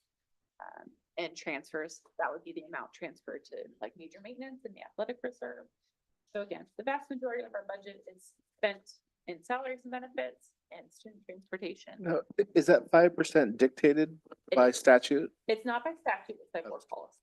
by board Yeah, policy? yeah. Okay. So the board has their policy set. So the only way you would not see 5% or more budgeted is if the board decided to suspend their policy. So just clarity, that would be considered like the rainy day fund? It's not rainy day fund, no, it's Kind of- essentially the money we're setting aside to be able to pay our payroll in July. And how long has that been in place, that 5%, that board Oh, policy? that work, I don't know. Since I've been here, Got since 20. So if we wanted to expand our like summer school, wouldn't we want to consider that fund to be increased? Our ending fund balance? No. Well, yeah, either ending fund, where would we be able to, if we wanted to increase and provide summer school to more students, not just Title I, which is federally funded, like where would we want to allocate that? You would have to identify an area that is presently budgeted for that you wanted to cut. Help me understand. So with the negotiations happening, I mean, we're building a budget anticipating it. Like, how do we build in potential increases in salaries? And when that negotiation, when would cuts be made if cuts needed to be made? I mean, you increase overall salaries without the district, without reducing any positions, we're going to run into a budget issue. So at what point then is that determined of how to balance that out? So we don't know what COLA the associations are going, we're gonna be able to settle on with them. We don't know what their insurance increase is going to be. We take a guess as to where we think it could be, and we budget for our guess. So at the budget committee meeting, you will see that already budgeted for. And that kind of comes out overall as like a total dollar figure in our minds that we have available for negotiations.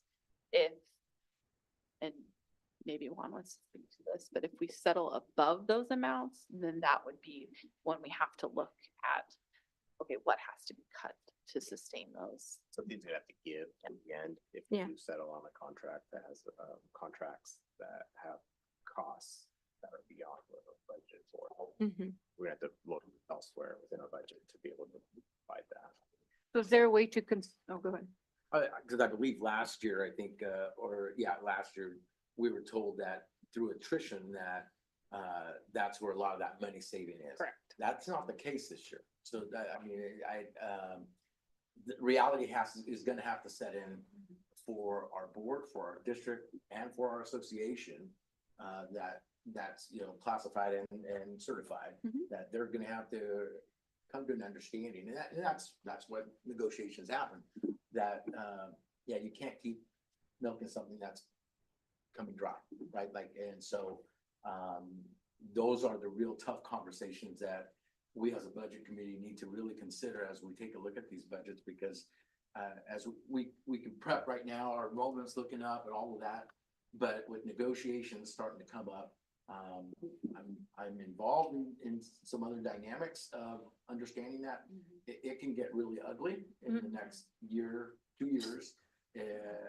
Especially with federal stuff, with contract negotiations, and I don't want to see Woodburn get there. And so I want us to be very wise on that approach, especially looking at where contract negotiations were last year or the last time that the Last 3 years, we yeah.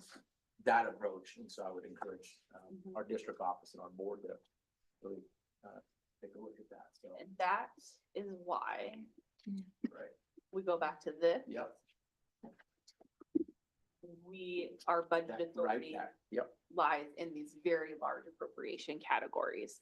So while we're budgeting certain percentages that we're projecting the COLAs might be, again, we still have those categories, those very large categories to make those adjustments.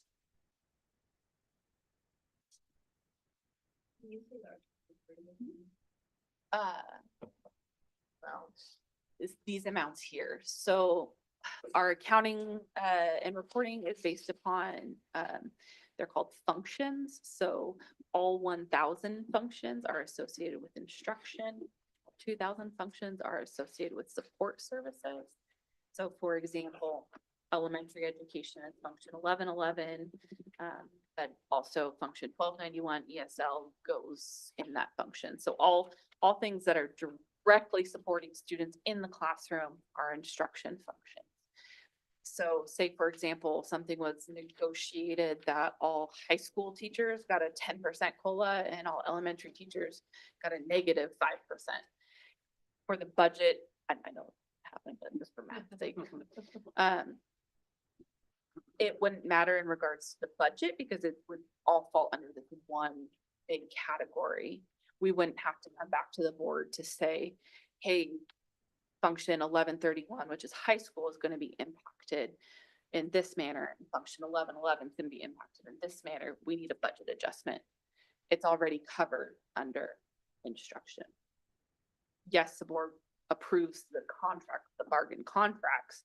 So that's a different conversation. But those overall pieces fall in the specific categories. And that is the total of the 87 million? Of the general fund. So I guess I'm just thinking, that we're gonna have to give, and it's gonna be more. So if we were looking at this, we'd have to give something up from some of these categories to make up for whatever is negotiated. Theoretically, except our state school fund increases each year. So each biennium, the state allocates more. The state theoretically understands that the cost for educating students is going to go up every single year. So we're allocated more each year. Is there a percentage, Yeah, like, does it percentage. equal out to be like 3% or? No. No, it's at their whim. Once the amount is set, though, they generally allocate funding for the biennium at 45-55.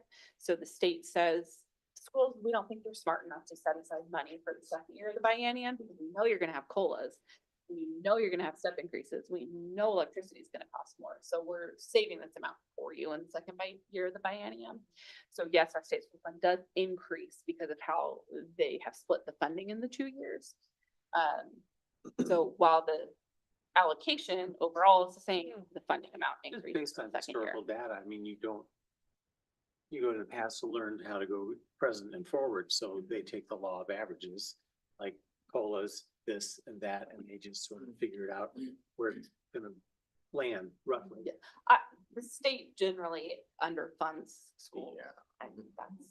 we have Well, like- to- Tina's trying to get another 10 million or whatever into approved. I don't know where she's gonna get that, but then that goes among all 200 and so districts in the school. Correct. You know, some of them allocate it correctly and some just Wasted. waste it and don't even have. Not for the budget committee. no. This budget can. So, no, I mean, this kind of goes to your question as well. This is the state school fund increases from 22-23 to 24-25. and then the negotiated COLAs in the last contract. So as you can see, the negotiated COLAs Sometimes they outpaced. match, Mhm. but. Yeah, the state school most of them funding.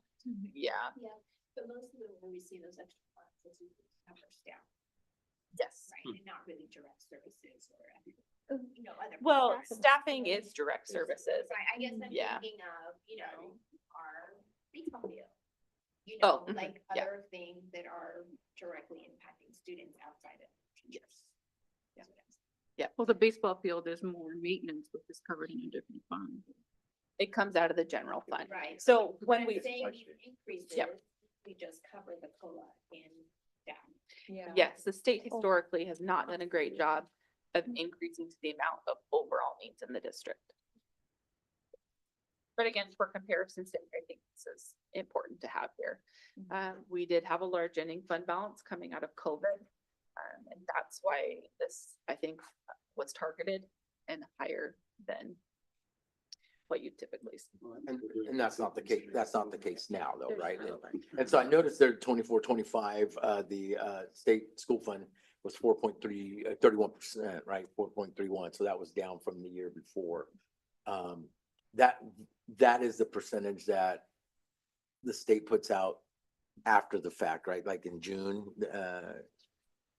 The overall. the overall, yeah. So what this is specifically looking at is the state's per pupil allocation, not necessarily Woodburn's allocation. So how the state has increased the per pupil allocation. And then just to confirm, those are the COLAs that this district approved for Correct. our associations. Yes. Correct. So again, for 25, 26, we don't know. We're doing that presently, but we will budget for a step increase, a COLA, and insurance changes. Who negotiates? In the school district, I mean, like, who, like, do you guys have lawyers that do it? We do have we have a negotiation team. Sarah and I are both a part of it, and we have an attorney that represents us at the table as well. So we have a bargaining team. Associations have a bargaining team, and so we'll come together and bargain. You two would do me. I'm just there to provide numbers and calculate, and human resources. Yes. So the insurance, is that determined by OEBB? The insurance rates that they charge the district are determined by OEBB, influenced by state statute. The amount that each individual, the district gets to purchase insurance, if you may, is dictated by bargaining agreement. And when do you find out about changes that OEBB might be making? Oh. Is that like, Usually comes out.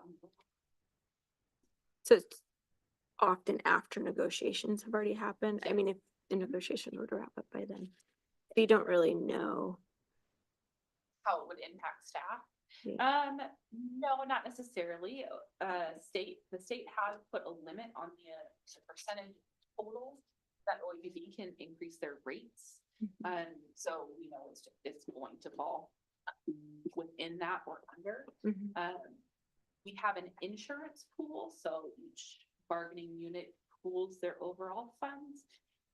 Since I've been here against 2018, neither the classified or the licensed have had any out-of-pocket costs for their health insurance Wow. from their pool Is company. that Is- common in other schools?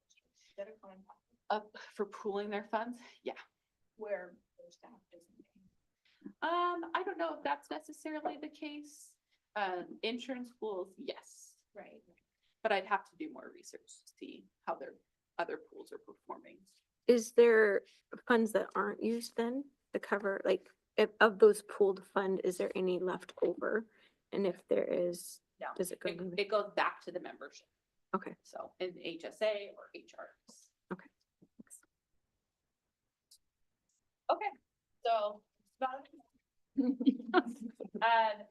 Some things to consider as we're moving forward, and then as you guys receive the budget document, we still don't know what the state school fund is going to be.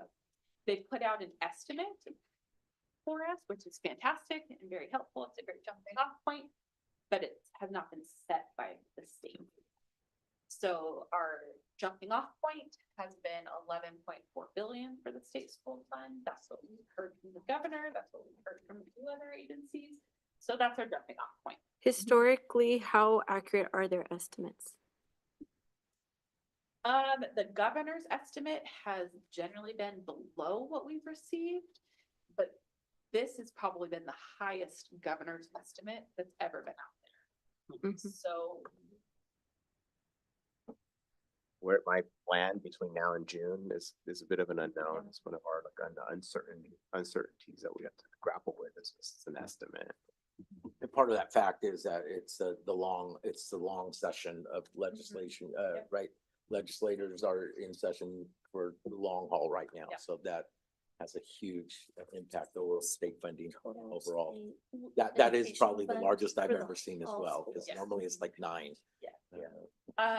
Usually the governor's estimate falls well below like the co-chair's budget. It did not this time. So That's we're hearing though, and Juan may hear more than me. But a lot of certainty around this 11.4 number. So again, this is the number I presently feel the most confident in Yeah, for budgeting sure. based upon. Again, we'll update if we get more information from the state, but. So you feel secure with this? It would, yes, they'll have it up by the period. Yeah, they have to. So your gut feeling is that this probably could be reality? Yes. So what was it last year compared to what they, their assumption number, or 2 years ago, excuse me, their assumption number versus what was in reality?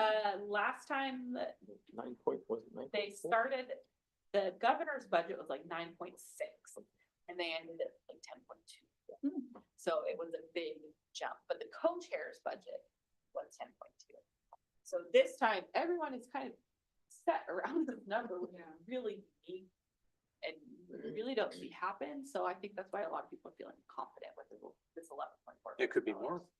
It could be, it could be, and that would be absolutely fantastic. I don't think any of us would be upset about it. Again, bargaining impacts, yes, we're budgeting for COLAs and pay increases, of course. Foolish not to. So yes, they're budgeting for what we'll end up on, again, it's still an unknown, but we're budgeting for these impacts. Legislation impacts, there's still a lot coming down the pipeline that we haven't heard about yet. Is there gonna be a minimum salary? That's kind of, has seemed to fall to the wayside, but it could still come back up. I think we have a pretty good minimum compared to the rest of the state. We do, So I wouldn't be worried. but there could be a trailing effect of that. So say they set a minimum salary here and all these other districts have to adjust, is that Yeah. we have to adjust based upon their adjustment. Is that minimum salary for every school district Yeah. employee? Okay. Uh, Are they different levels? of So minimum? each district has their district. own. based Usually upon their difference. Yeah, bargaining okay. agreements. Huge difference. You know, you see some really small districts out in Western Oregon that have a much smaller minimum salary or starting salary because they can't afford it. You know, when you have 40 kids, everybody's real tight. Bargaining restrictions and requirements that the state might set. We're hearing a lot of changes in that regard, so that could impact What would be examples of bargaining restrictions and Um, requirements? having class size being a mandatory subject to bargaining regardless of Title I-A school status, is we think that will probably come to fruition. But how can that, it can't affect everybody, because not everybody gets that Title I funding based on their So we district. make it Yeah, regardless. regardless of title. So whether you're, you know, a really affluent school or you have really high funding, it wouldn't make a difference. Which means we would get less or they would get more. It wouldn't have any funding impact. We would just have to bargain class size. Oh, and we already do that. For Title I-A. Enrollment predictions, again, we're pretty good with our enrollment predictions. Our demographic study has lent itself to be true. So So we're good there. do we have, we had the largest elementary schools in the state in not the too far past, right? How are we doing our buildings fitting do we have enough room for our kids and teachers? Yes, like Because of the new you stated, like additions? Heritage used to be, has over 1,000 Yeah. students, and now they're hovering over 600, Yeah, so. like 620. Yeah. Where'd they go? Just attrition? Where all kids go, like, yeah. Your school, where all kids go. Let's move on. So the, okay. So we have what's- space in our rooms. We have Okay. space in our schools. It's not as crowded as it was. No. Perfect. So That's how I feel sporadically, about those yeah, there's additions, right? I Uh, think, I was okay. gonna ask a question real quick about the demographic study. Does that happen periodically? Or is that something, what's driving the demographic study to take place? So we've just had, oh, Yeah, well, I think it's I don't know, probably gonna say the same, similar thing, but just that, we see the community growing and it's like, hey, what's going on? It's like, we're all curious about it. Our community's curious about it. We see homes. And so that was part of the driving factor, like, hey, let's get to the bottom of, understand, let's be responsible. For what, one of our goals is about being responsible, being able to provide the adequate facilities. So let's be thoughtful about trying to project what's coming to our communities. Plan. Yeah, I was just wondering about like, is that an ongoing thing that we're gonna do in the future?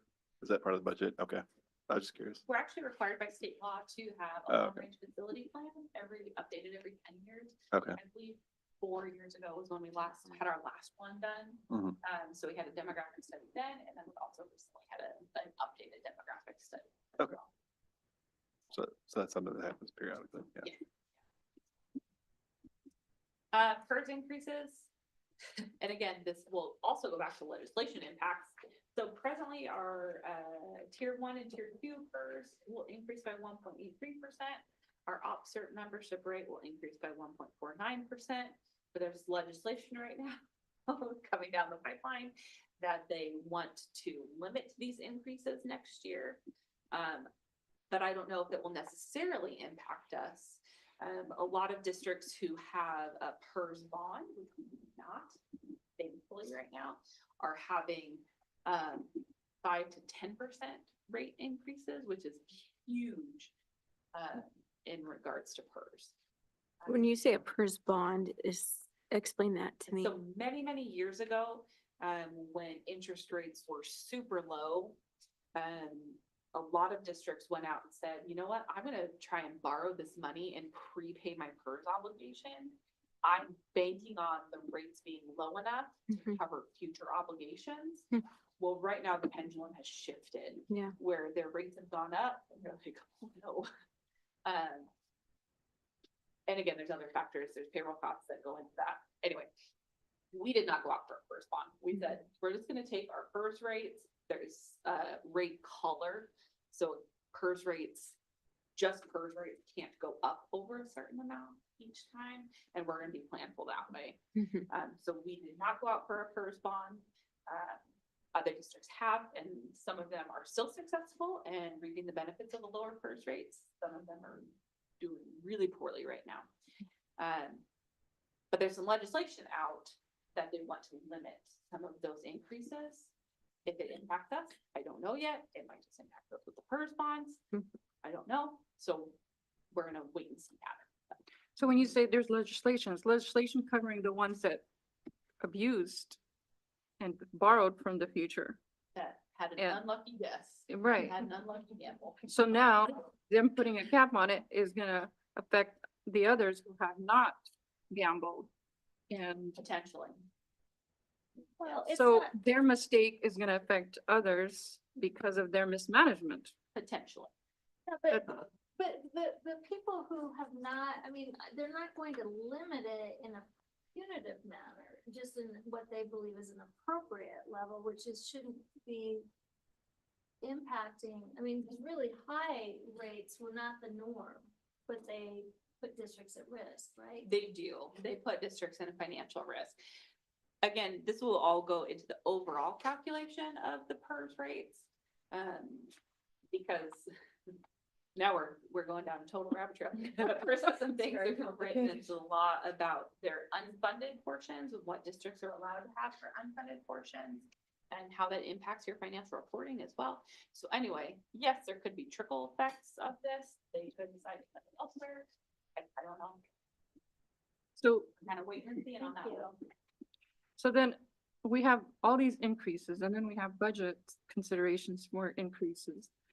But, and yes, we have the uncertain state funding that's gonna increase as well. So, and then we have to forecast, hope, we're assuming, this is all under assumption. Correct. Of the fact that the funding, the money will come in from the property taxes, and yes, there's a lot of planning going on in Woodburn and so in a way, I don't know. My question is basically, even with all these increases and inflations, we still have that cushion funds to cover it in place of these increases. Right? We don't set aside a Kind of cushion, question. have our ending fund balance. Right. Which has been healthy in the past. It is still healthy presently, which allows us to withstand some of these impacts as they come, but we don't. So say we lost 500 students and the state said, we're no longer giving you the hire of 2 years. No, we could not weather that. We don't have specific funding set aside. We don't have a rainy day fund or anything like that. But we can't forecast for stuff like that. That's an unexpected. Yes, it would event. be completely unexpected, but I wouldn't say we can't forecast for them. We're trying to do our due diligence by doing our demographic studies, so we see the population that's coming. We look at our historical trends to see where we're at in certain areas and to be able to forecast what costs are going forward. We work with our partners like First Student, so we know what our budgeted increase for transportation is going to be next year because we already have contracts with them. So yes, while the budget is an estimate, it's I would say a really educated guess based upon a lot of historical information and information that's already set in stone. Do you think this 11.4 billion seems to be more than ever before is an offset for the federal pulling back possibly? I don't think so. This had came out before any Oh, did sort it? of federal news. Yeah. Well, cost That's- of living has gone up, right? I mean, everything's more expensive for, so to keep people at the same level as far as operations, you have to have more, right? Yep. Yeah.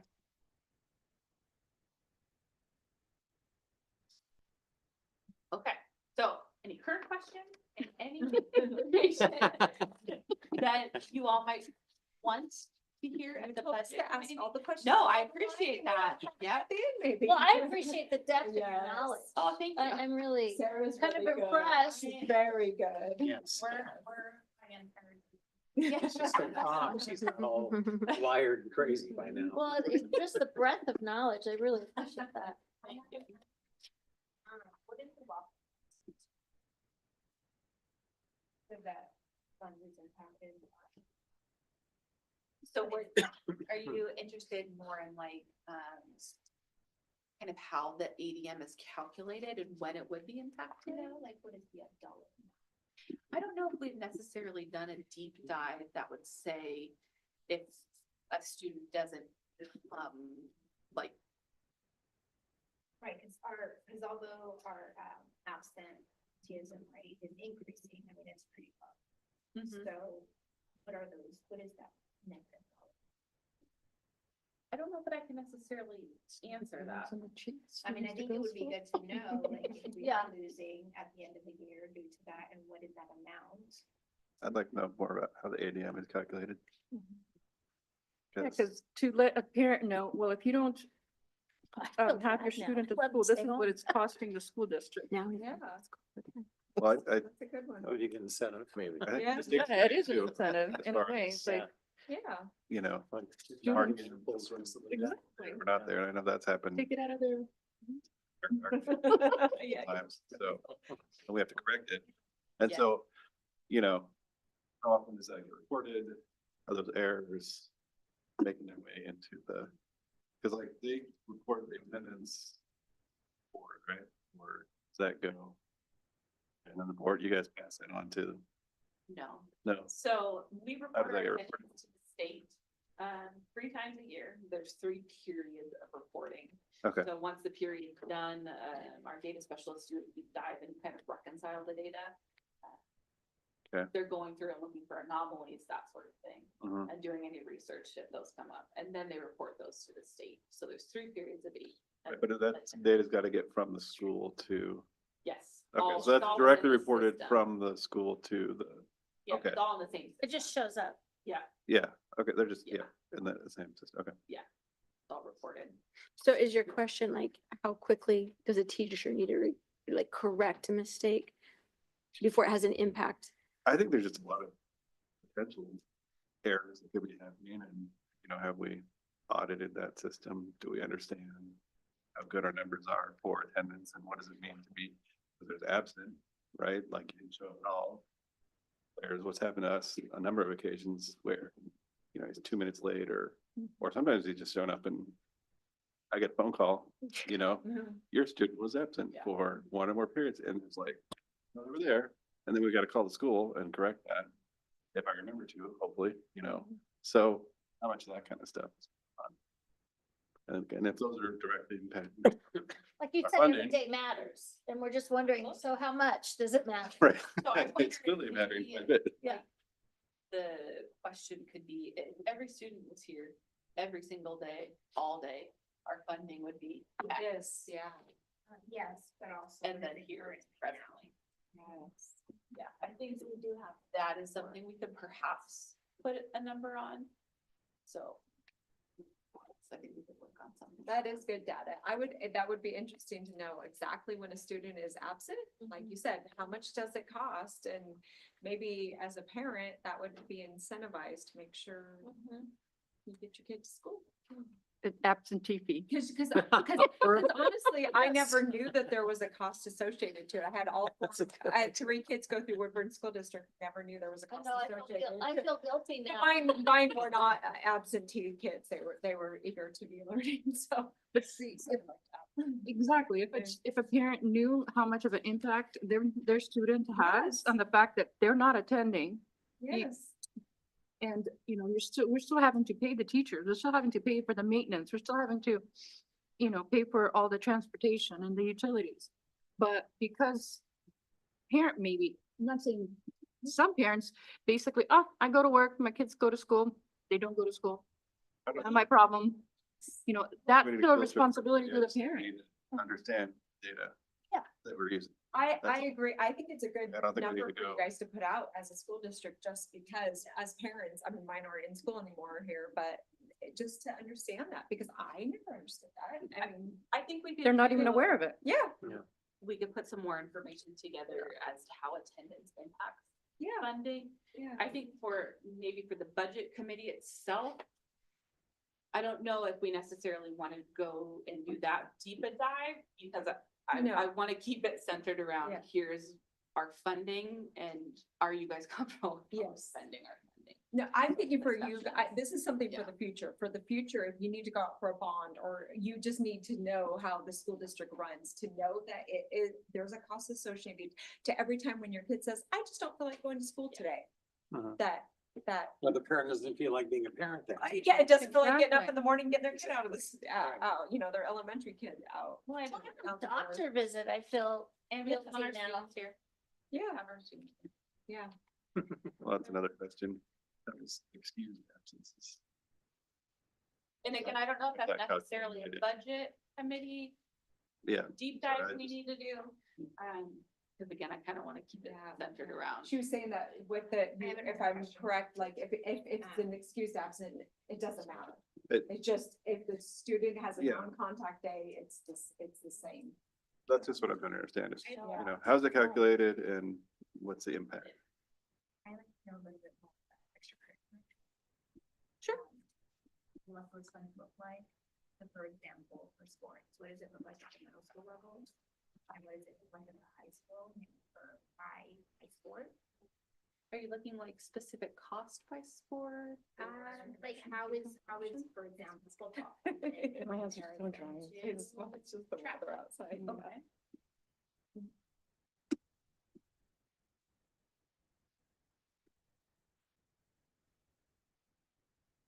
Do we have funding set aside for, non-sports activities? Field trips? Yeah, I was Not- curious about that. Is that for the transportation? Yes, so that would be part of reimbursable Oh. transportation. Anything that's educational related, we get reimbursed 70% in our state school fund transportation grant. So yes, that's reimbursed. Each building, again, is in charge, like, we haven't really touched on this, like, we do it in the budget committee. But each building is in charge of allocating their own funds for things like field trips. So they get an overall allocation, they set money aside to be able to do those things. They receive allocations from grants that go to support a lot of those things, like High School Success, for example, is a great example. They do a lot of the, like, college visits with that, going up to job sites and visiting community partners. That grant is for a lot of those types of activities. Some of the more fun things, like at elementary level, when they do attendance awards, a lot of that comes out of the student investment account because they've had great success increasing attendance through those sorts of award field trips. So at the district level, no, we do not budget for them because we give those allocations to the schools to be able to determine what's going to fit their student needs the best. I mean, they charge what, $5 per family for a field trip, so I don't know how much that impacts the overall cost, but it is money still coming in. Yep. So it's the principal of the school administrator that manages that money. So you give it to them Yes. and then they manage it at the With school their level. leadership team. What Yeah, they'll- teachers, what not. They'll sit down with their They'll leadership budget. team and kind of do their building level plans that way.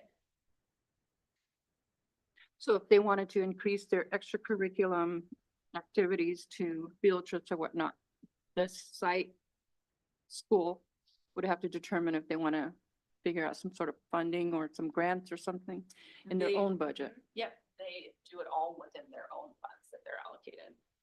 And those are allocated like equally among schools based on like There's student. per pupil allocation. Uh-huh. So in the general fund, each school is allocated a specific amount per pupil based upon their enrollment. Mhm. That's their overall allocation. When the grants are allocated to them, it's based upon the specific grant requirements. So Title I is based upon their school poverty. SIA is based upon their enrollment. There's a couple grants that are based upon their ESL enrollment. So whatever the grant specifies. So like, for example, Washington has such greater attendance rate and Nellie Mere versus Lincoln and Heritage, kind of. Yeah, it's based upon their enrollment. So like Heritage, for example, is the biggest elementary school. They have a bigger general fund budget because they have students to educate. But then Heritage was based on the boundaries of that neighborhood growing.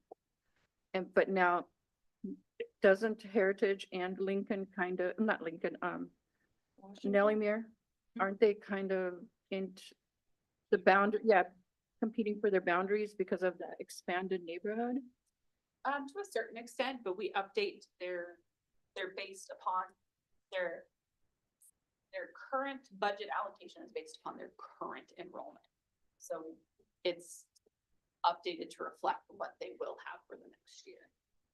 So on another level topic, so you know, when Heritage was first started in their Russian and Spanish program, that was more of like a welcoming invitation, their highlight, but now it's not so much. And many people try to eliminate that dual language program, but isn't it still a large, like, doesn't that still have a large impact of how large of a enrollment that is, or no? And we have no intention of eliminating any of our dual language programs, and there are highlights that we're really proud of as a district in different languages. And so, yeah, there's no intention of eliminating. I know not now, it was discussed like last year, the previous year. Parents were just up in arms because they were under some assumption that it was gonna get, No, we've never discussed it as an option to look at reducing a dual language program. We're really proud of what we have, and they're highlights of our community and pillars of our district. So, yeah, we have no intention of eliminating. Say something about the dual immersion program. My daughter was the very first year when she graduated in 2016. She was that very first kindergarten class.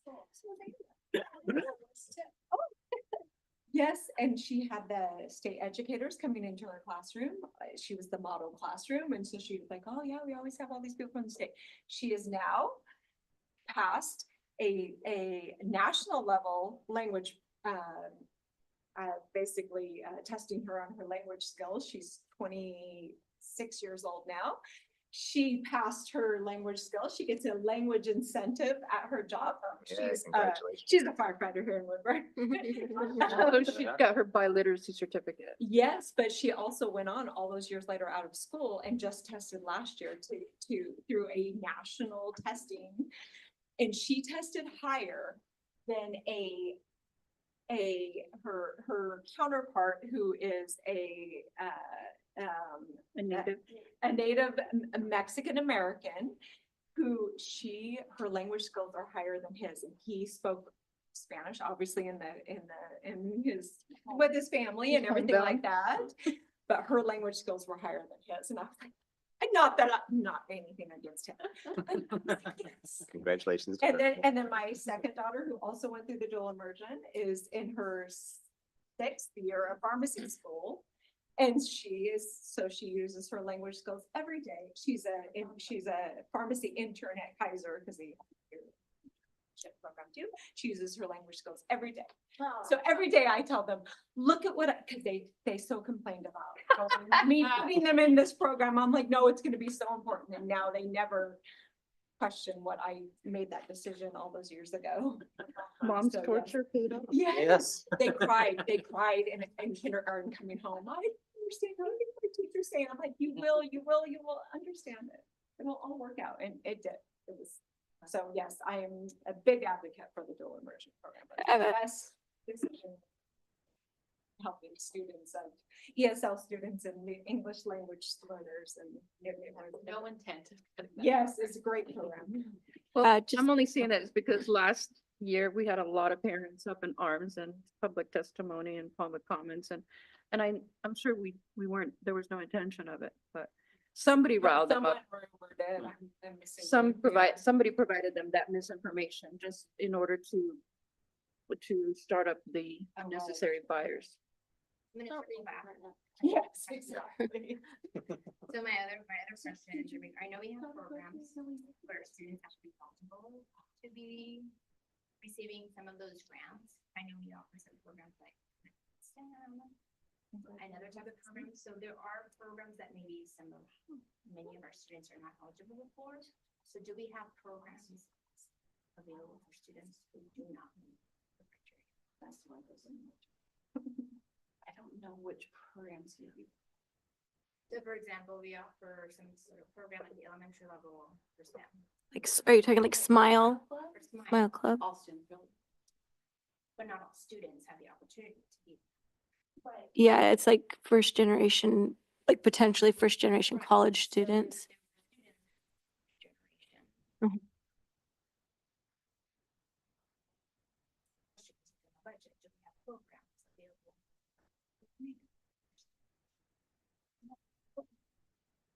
Something's in Smile. He's not a first generation college. He just joined. It wasn't. Which my kids have as well, but I was told next year my kids would not be eligible because Oh. there was gonna be My first son Smile. wasn't allowed in this year. They said it was too full. Yeah, the priority was So given. I guess. yeah. I can look look in. what programs do we have available?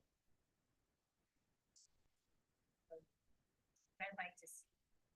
If all of our students are eligible, like, is that 20 students at the elementary? So what does that mean? Smile's covered by the, Miles covered. By Extension. state. Oregon State. Yeah, it's yeah, it's so that's not anything we, Have to look if there are specific requirements or club. yeah. if that's not, we'd have to start up something else to backfill that, right? Yeah, we do support Smile through the Smile Clubs through the general fund as well as part of the grant requirements. We have to have a certain match. It's very small. It's $5,200 a year. So we have that. Any other, I'm trying to think about any other programming. For example, the high school success grant can only support 8th through 12th graders. I don't know. And like Title I-C, the migrant grant can only support migrant students. Right, and I guess that's what I want to look at. Like, we know we have specific funds, for example, migrant students, but that's only a percentage of our students. Are we planning to start something that we would need to budget for? I'm is just that- asking a question. Well, I'd like to that's all see- we can I'd do like is to like see budget for the, Do we So have, which right. grants or what funds have connect Specific. specific? So let me speak to this just a little bit. So Woodburn actually has a pretty weak STEM in the elementary and middle school. It's just, it is. And that's an area, there's some real excellence going on at the high school. And I'd like to, we want to foster that. And because of the language challenges in our district, if you don't get that academic language for science in those early years, and then you're plugged in, you are behind. And it's difficult for kids to catch up. And that really, as a board member, I have some passion around that. And that was probably my number one goal in being a part of the board, is to work on that. Because our kids, you shouldn't, just because you're learning a new language doesn't mean you should have less exposure to science. So it's really a question on empathy and access. Yeah, no, I'm just asking if we're asking to like budget for something that's already planned for, or if we're just saying, is there extra money in case we want to start No, my a new? question is, what does that look like? So what Do we have funds a- have eligibility requirements? Well, we know that we do for stuff. I don't know how much are and what are, like, how many of our students participate. Okay, so would it be helpful if, like, we had grant listings, like a grant listing, and the student populations that it goes to support, and then maybe what percentage of our overall students that subpopulation is that kind of what you're asking for? I know, I think I'm asking. So for example, like we were using the example of the Smile Club. I don't know a whole lot about it, but it's at the elementary. It's, nope, it's K-12. So then how many students at the elementary level are part of it? Okay. I don't know. off the Yeah. top of my head. So then let's say there's 20, so how many elementary kids do? So Overall, so then okay. that's a question of like access, like how many kids have access to extracurricular activities is my question. Enrichment. I don't know if we can necessarily quantify that programming across the board. I'm trying to articulate how, or think about how we could present that funding wise, besides doing, this is the specific grant, this is the specific students it goes to support sort of thing. Here are how many kids are And in it. here's how many kids are. She's just asking how many kids are in the program and how many kids are not in, right? Is that what I'm hearing, Noris? Cannot Yeah. get in Sure. because of certain Are qualifications. you a student enrolled here? So again, I think what I'm hearing you ask is if there's, I don't know if even necessarily you could do specific programming, because that, are you also then referring to sports? So any enrichment program outside. So what programs are offered at the Necessarily. elementary level? What is offered at the middle school level and high school, and what is the funding? I don't know if that's necessarily something we could put in a quantifiable format at the budget committee meeting. I think the best information I could provide would be like the grant sources and the students they're allocated for. Like the SMILE grant and the student demographics it can serve sort of thing. And like Title I-C and the student demographics it can support, like the number of students. I just want to know the students. And all clubs. Yeah, I don't know if that's information we could have readily available at the budget committee meeting. I'm thinking like garden club at the high school. I don't know if that's information Oh, they yes, my have. daughter did it. Yeah. that they have. FFA, but it's no longer around. Oh, no, it wasn't FFA. She did it like a community garden And is there? with Diane. I gotta hear all about it. They allocate funding out of their general, Oh, geez. out of their I work school budget sort of. Yeah. And most of those clubs, like the high school level, like garden club, for example, is based on student interest. Right, those are clubs. But it's an after school enrichment activity. Oh, yeah, I work those.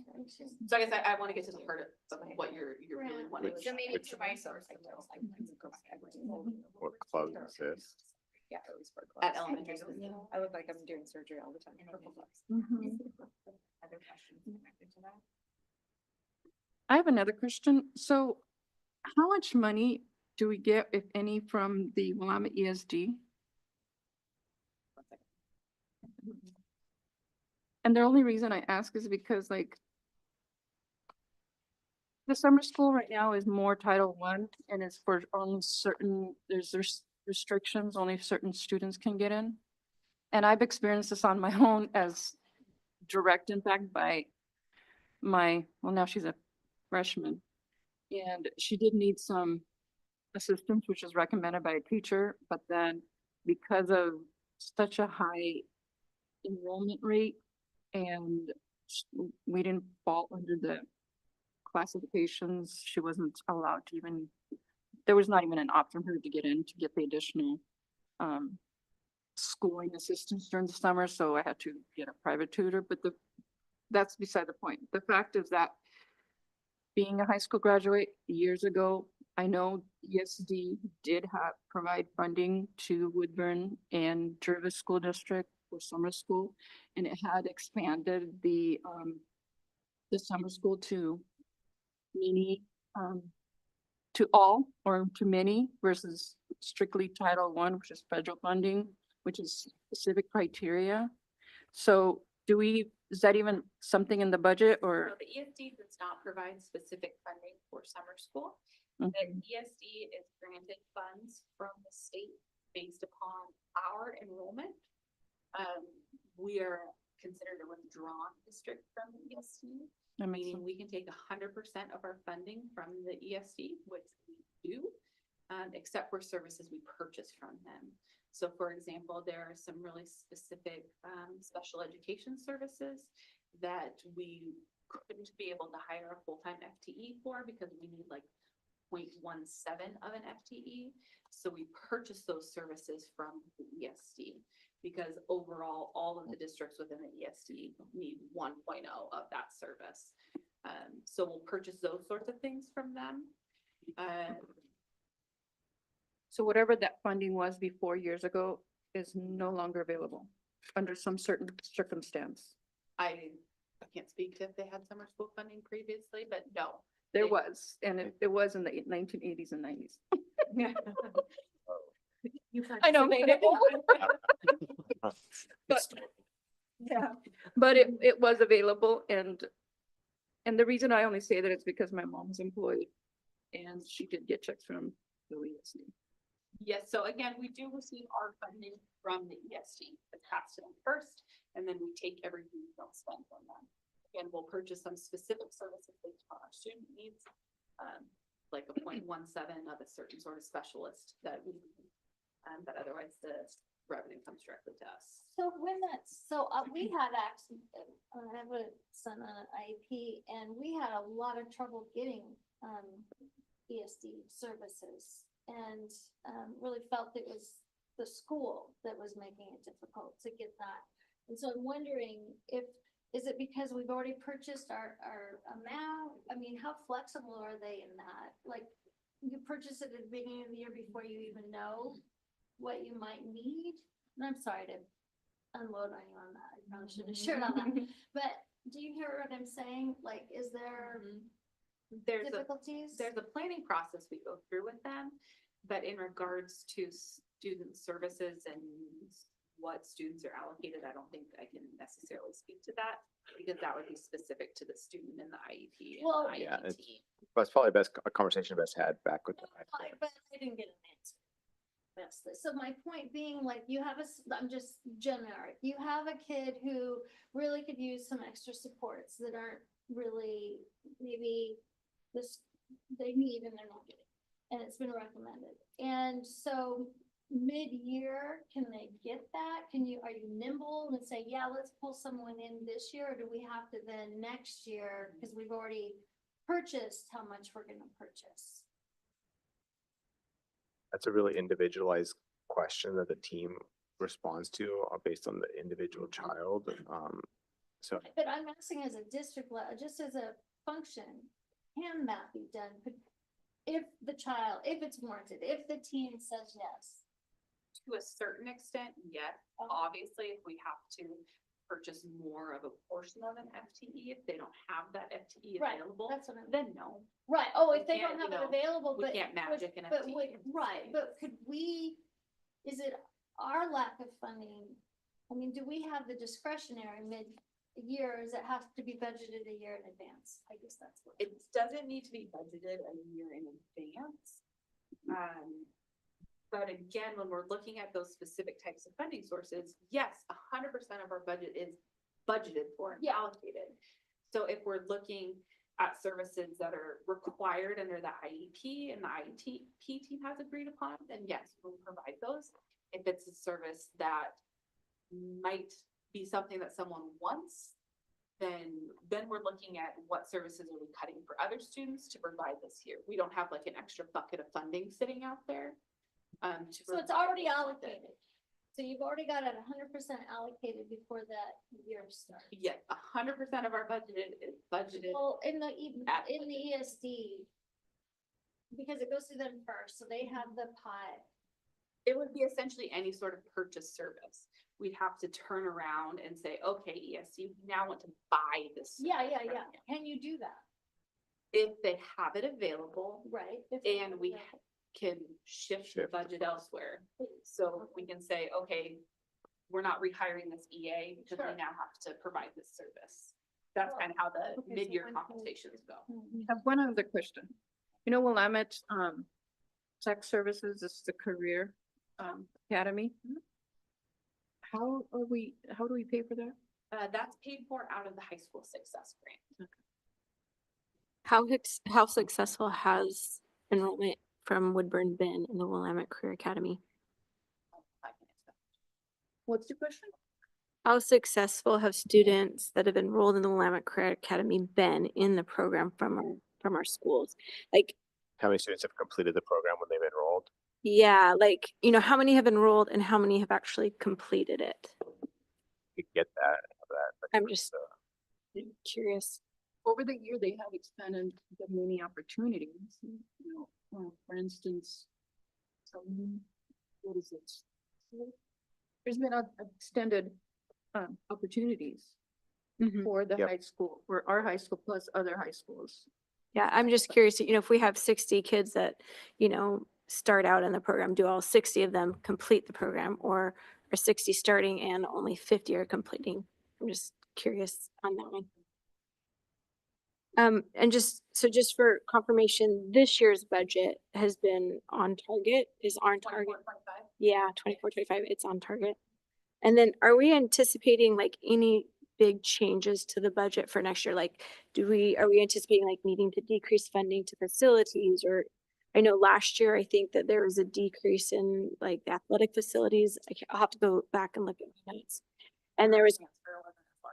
yeah, like, are we anticipating any like thing like that coming up in this upcoming budget that we're Not evaluating? presently. Mhm. We're not anticipating any big changes. Are we gonna be able to increase or revitalize some of that funding that was changed last year? You know, Oh, for the athletic reserve. yeah, like for the athletic reserves or other categories like that? Cause I know, for example, like AP classes, I think that there was maybe a 0.7 for that in the prior year, but last year was just distributed among administration. That one was a little different because Mhm. of the IEP change, the Okay. IB program went away. So the FTE associated with the IB program was reallocated elsewhere. So that's where that change came from. I don't think we've necessarily slated an increase for the athletic reserve set aside because we're on target to be able to meet our replacement needs when they come due. Mhm. Again, I'll double check that calculation, but I don't think we need to replenish from last year. We'll Okay. still. Yes. Okay. Uh, Well, yeah, okay, thank you. And then also, you know, one of the things is also demonstrate proficiency in all state academic areas. I'd love to see where we're at as far as students' performance in all those academic areas, because I think looking at the budget, a lot of how we allocate the budget directly impacts that. So I'd love to see like, how are our students performing at, you know, state academic levels? and especially like in comparison to maybe some of our neighboring districts, that some of them might have a more similar demographic than, you know, statewide, but I don't know. Something like that would be Yeah, but helpful. which part of the budget is tied to, Well, I mean, that's a good those question, you know, that's a good markers. question. Probably direct instruction is one of our biggest ones, and Yeah. direct instruction for like teachers versus like classified staff, which one's more effective at improving, you know, student growth? Is it like that having, you know, more individualized instructional assistants working with students, or is it, you know, a teacher that's more experienced? I don't know. I just think it's just worth considering. knowing our test score, that's like our test scores, right? That Yeah. information, so do our test scores gonna tell us which of those things improve the situation more or less? No, you'd look into teacher research. I'm gonna put a plug in for Tuesday's board meeting where the integrated plan will be presented, Mhm. and it's gonna touch on a lot of those. Okay. those Okay. areas.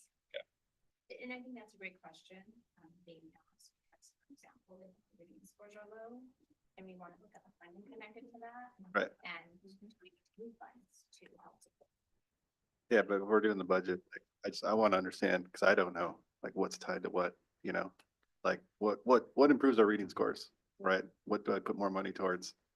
Right. To And I improve think our reading that's a score. question.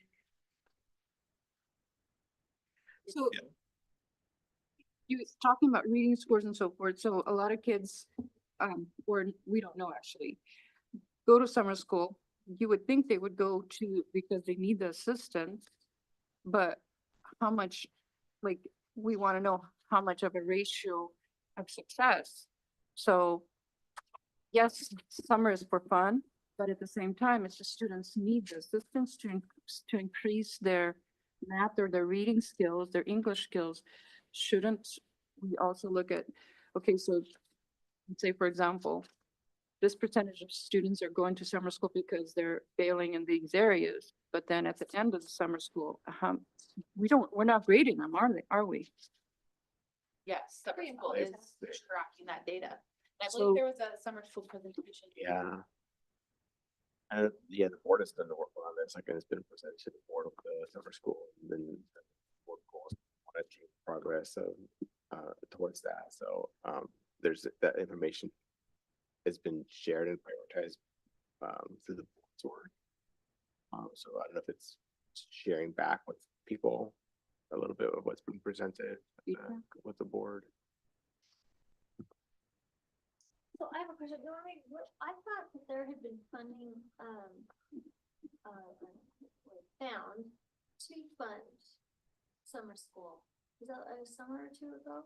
Tina is trying to expand that, Fine. request it. Well, no, didn't you remember in designing the budget, that there had been monies found to fund, or was it that they hadn't? We've funded summer school with ESSER funds previously, which were one-time funds. Oh, okay. We do receive a Title I-C summer school grant, that is specifically for migrant students. So we funded a portion of summer school that way. The state did have a summer school grant, last year, and not the year before, but the year before that, they had a supplemental grant for summer school. So yes, the state has granted us specific summer school money. And But that's not, been budgeted. You're right. but I that's think not what- consistent every year. I think what Lisa's No. referring to is that we did have funds, so we did invite all students who wanted to participate in summer school. And that was through ESSER. To Right, COVID. and then that last year. But it wasn't last year.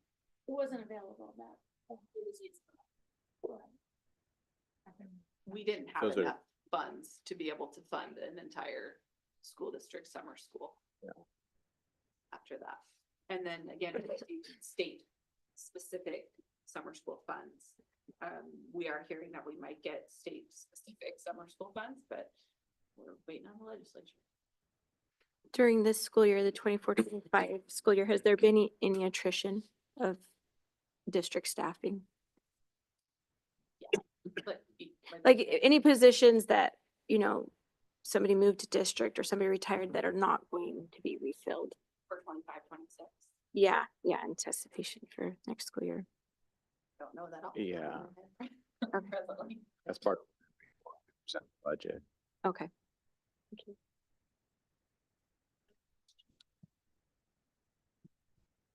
Are we in compliance with Title IX? When you brought up the question about extracurricular activities and our budget, I have heard throughout our community, sometimes some of the inequities, and it was brought up because I think you mentioned, Sarah, that, you know, Title I Cs are specific for the migrant programs, and so then what happens to the rest of our students, right? So there's a lot of inequities, even when there's a focus to support our students of color or, right, like, so there's certain programs.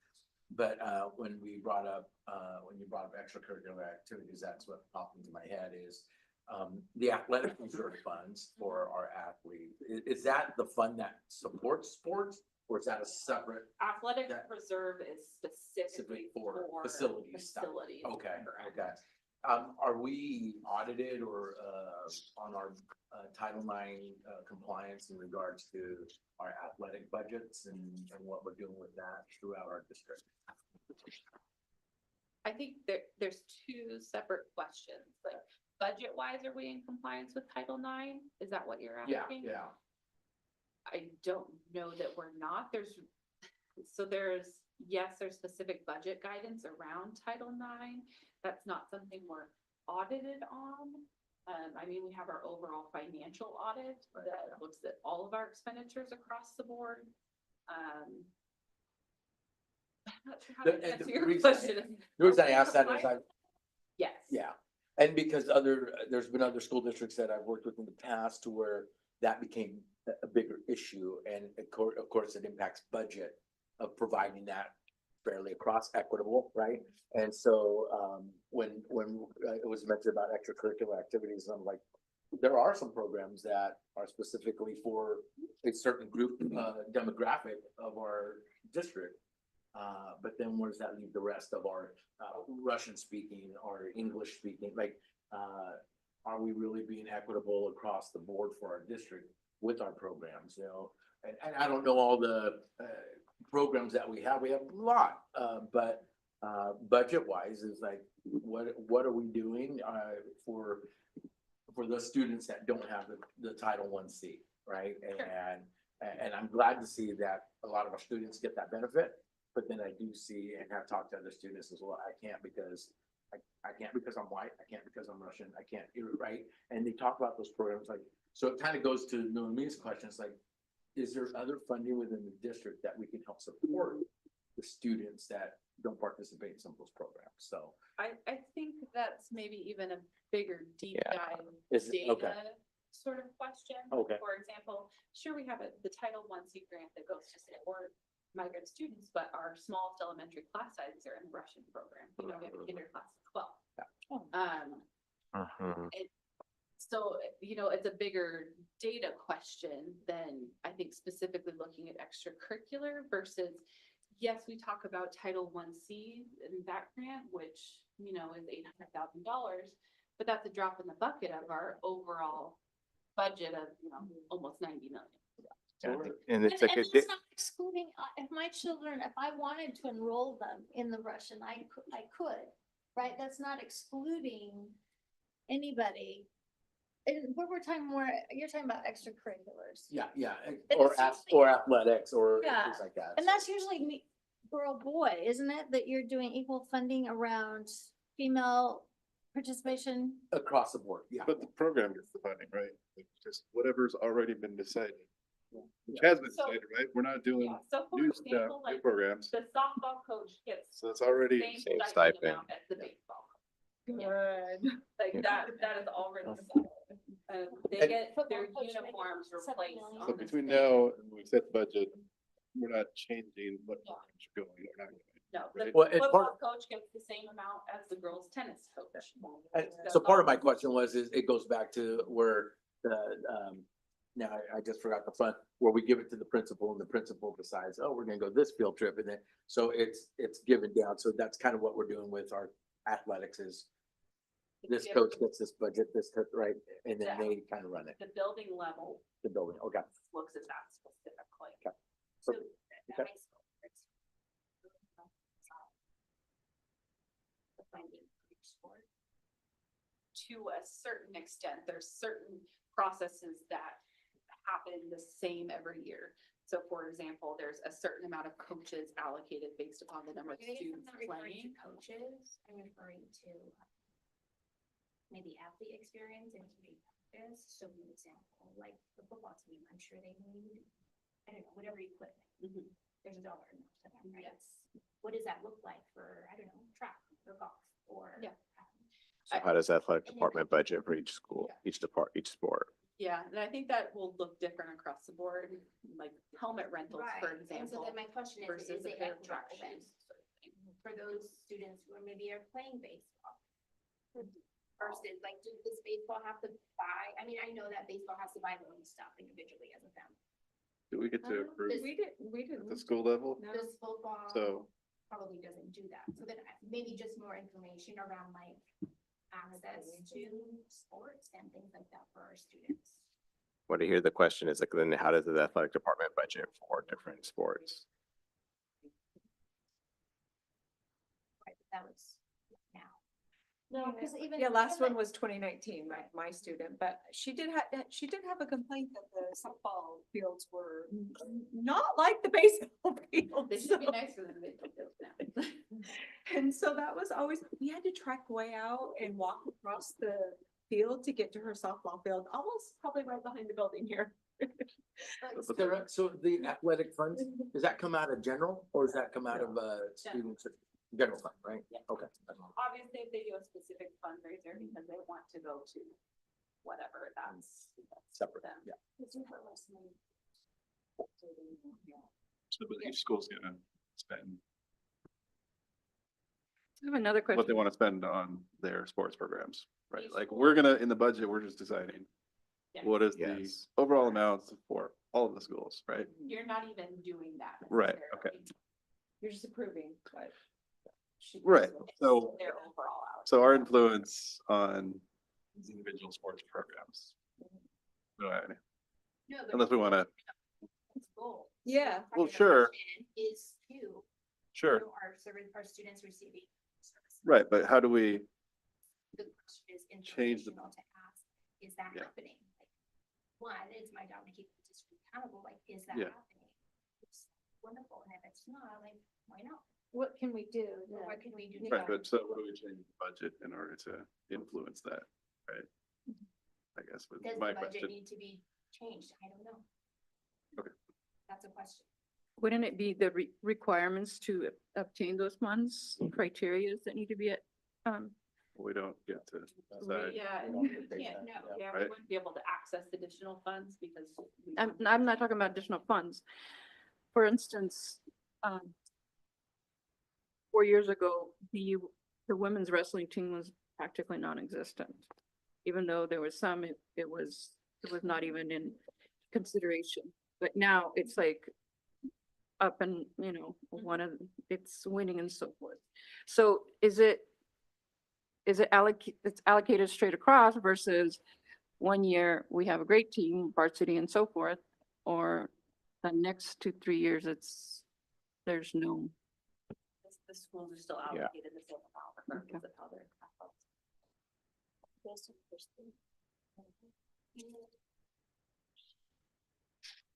the next.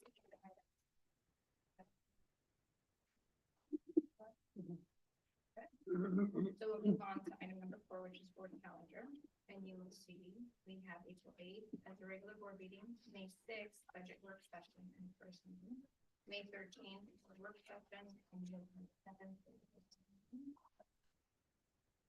So how long did we anticipate this meeting to take place? This meeting, Yeah, an hour. or two. Yeah, an hour. For the May sixth? We did good. Lots of good. Then moving Dialogue. on. Oh, I was gonna say for timelines, so the budget committee adopts the budget or approves the budget. What's the date for that? And then it goes to the board to approve it. And so what are the dates for that? So you'll see, May 6th is your first budget committee meeting. So the first opportunity to discuss the budget as a group. The budget is approved then. Okay. And Second meeting, that will happen on June 3rd. June 3rd. And then, there are no budget committee meetings set after that. So the hope is that at that June 3rd meeting or at the May 6th meeting, it will be approved at either of those meetings. After that, it goes to the board, regardless of the date the budget committee approves it at their June 27th meeting, the last meeting in June. That's a deadline to have it approved, right? Yeah. Yes. So at the last, board meeting in June.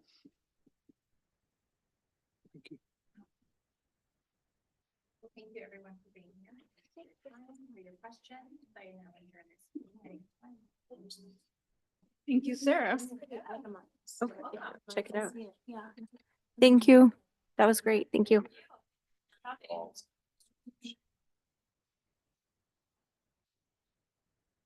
Oh, do you see if there's anybody online participating? I do know that some people watch it. I have a question. So, yeah, this was my first budget listening session ever, so. If we Oh, see really? anybody So- was online participating or watching or had any questions or anything, Ours is like. they wouldn't? No, they have to be here, yeah. I was up for comment for several years, where our budget was. I'm sure there were. I said we'd sit Right. $1 billion budget, and I'm just like, what? Again, right, like, school district, the billion. So, well, then they passed the bond for Well, 900. even if Mills- some of the city committee meetings Like, or the planning, Good for them. if I don't have time to, I- you know, be in attendance, I will go back and just Good for to keep up, keep track. Well, I guess we'll see what. Yeah. Yeah, Andy said- There's nothing. Yeah, nice to meet you too, so, yeah. So I tend to like watch Uh, national call it stuff, nice. which drives me more nuts than anything that happens around here. It's a lot more nice around here. Well, like, for instance, that's how in the planning committee meeting, there's, you know, right next to Safeway, yeah, 2.5 acres. Where they're putting in the food pods. Yeah, Yes. the checkpoint Yeah. is gonna be similar to the one in West Salem. Mhm. I don't know if you, I've been to one there called maybe it's just called the Cards or I've been to oh, one. that's on South Commercial. Yeah, I've been to one down there, that cool big building and it has all the cards all around it. Yeah, I like it. It's like, family dining hall Yes. and a set.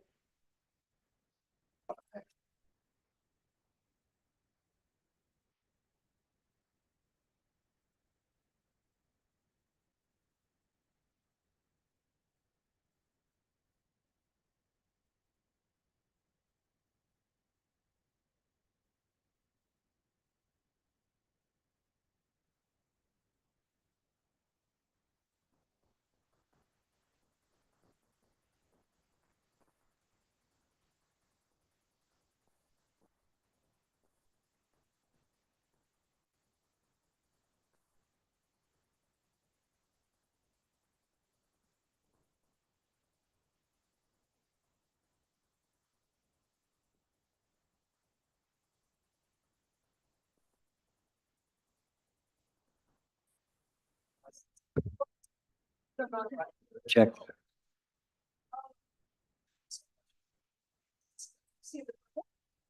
Oh, there you go.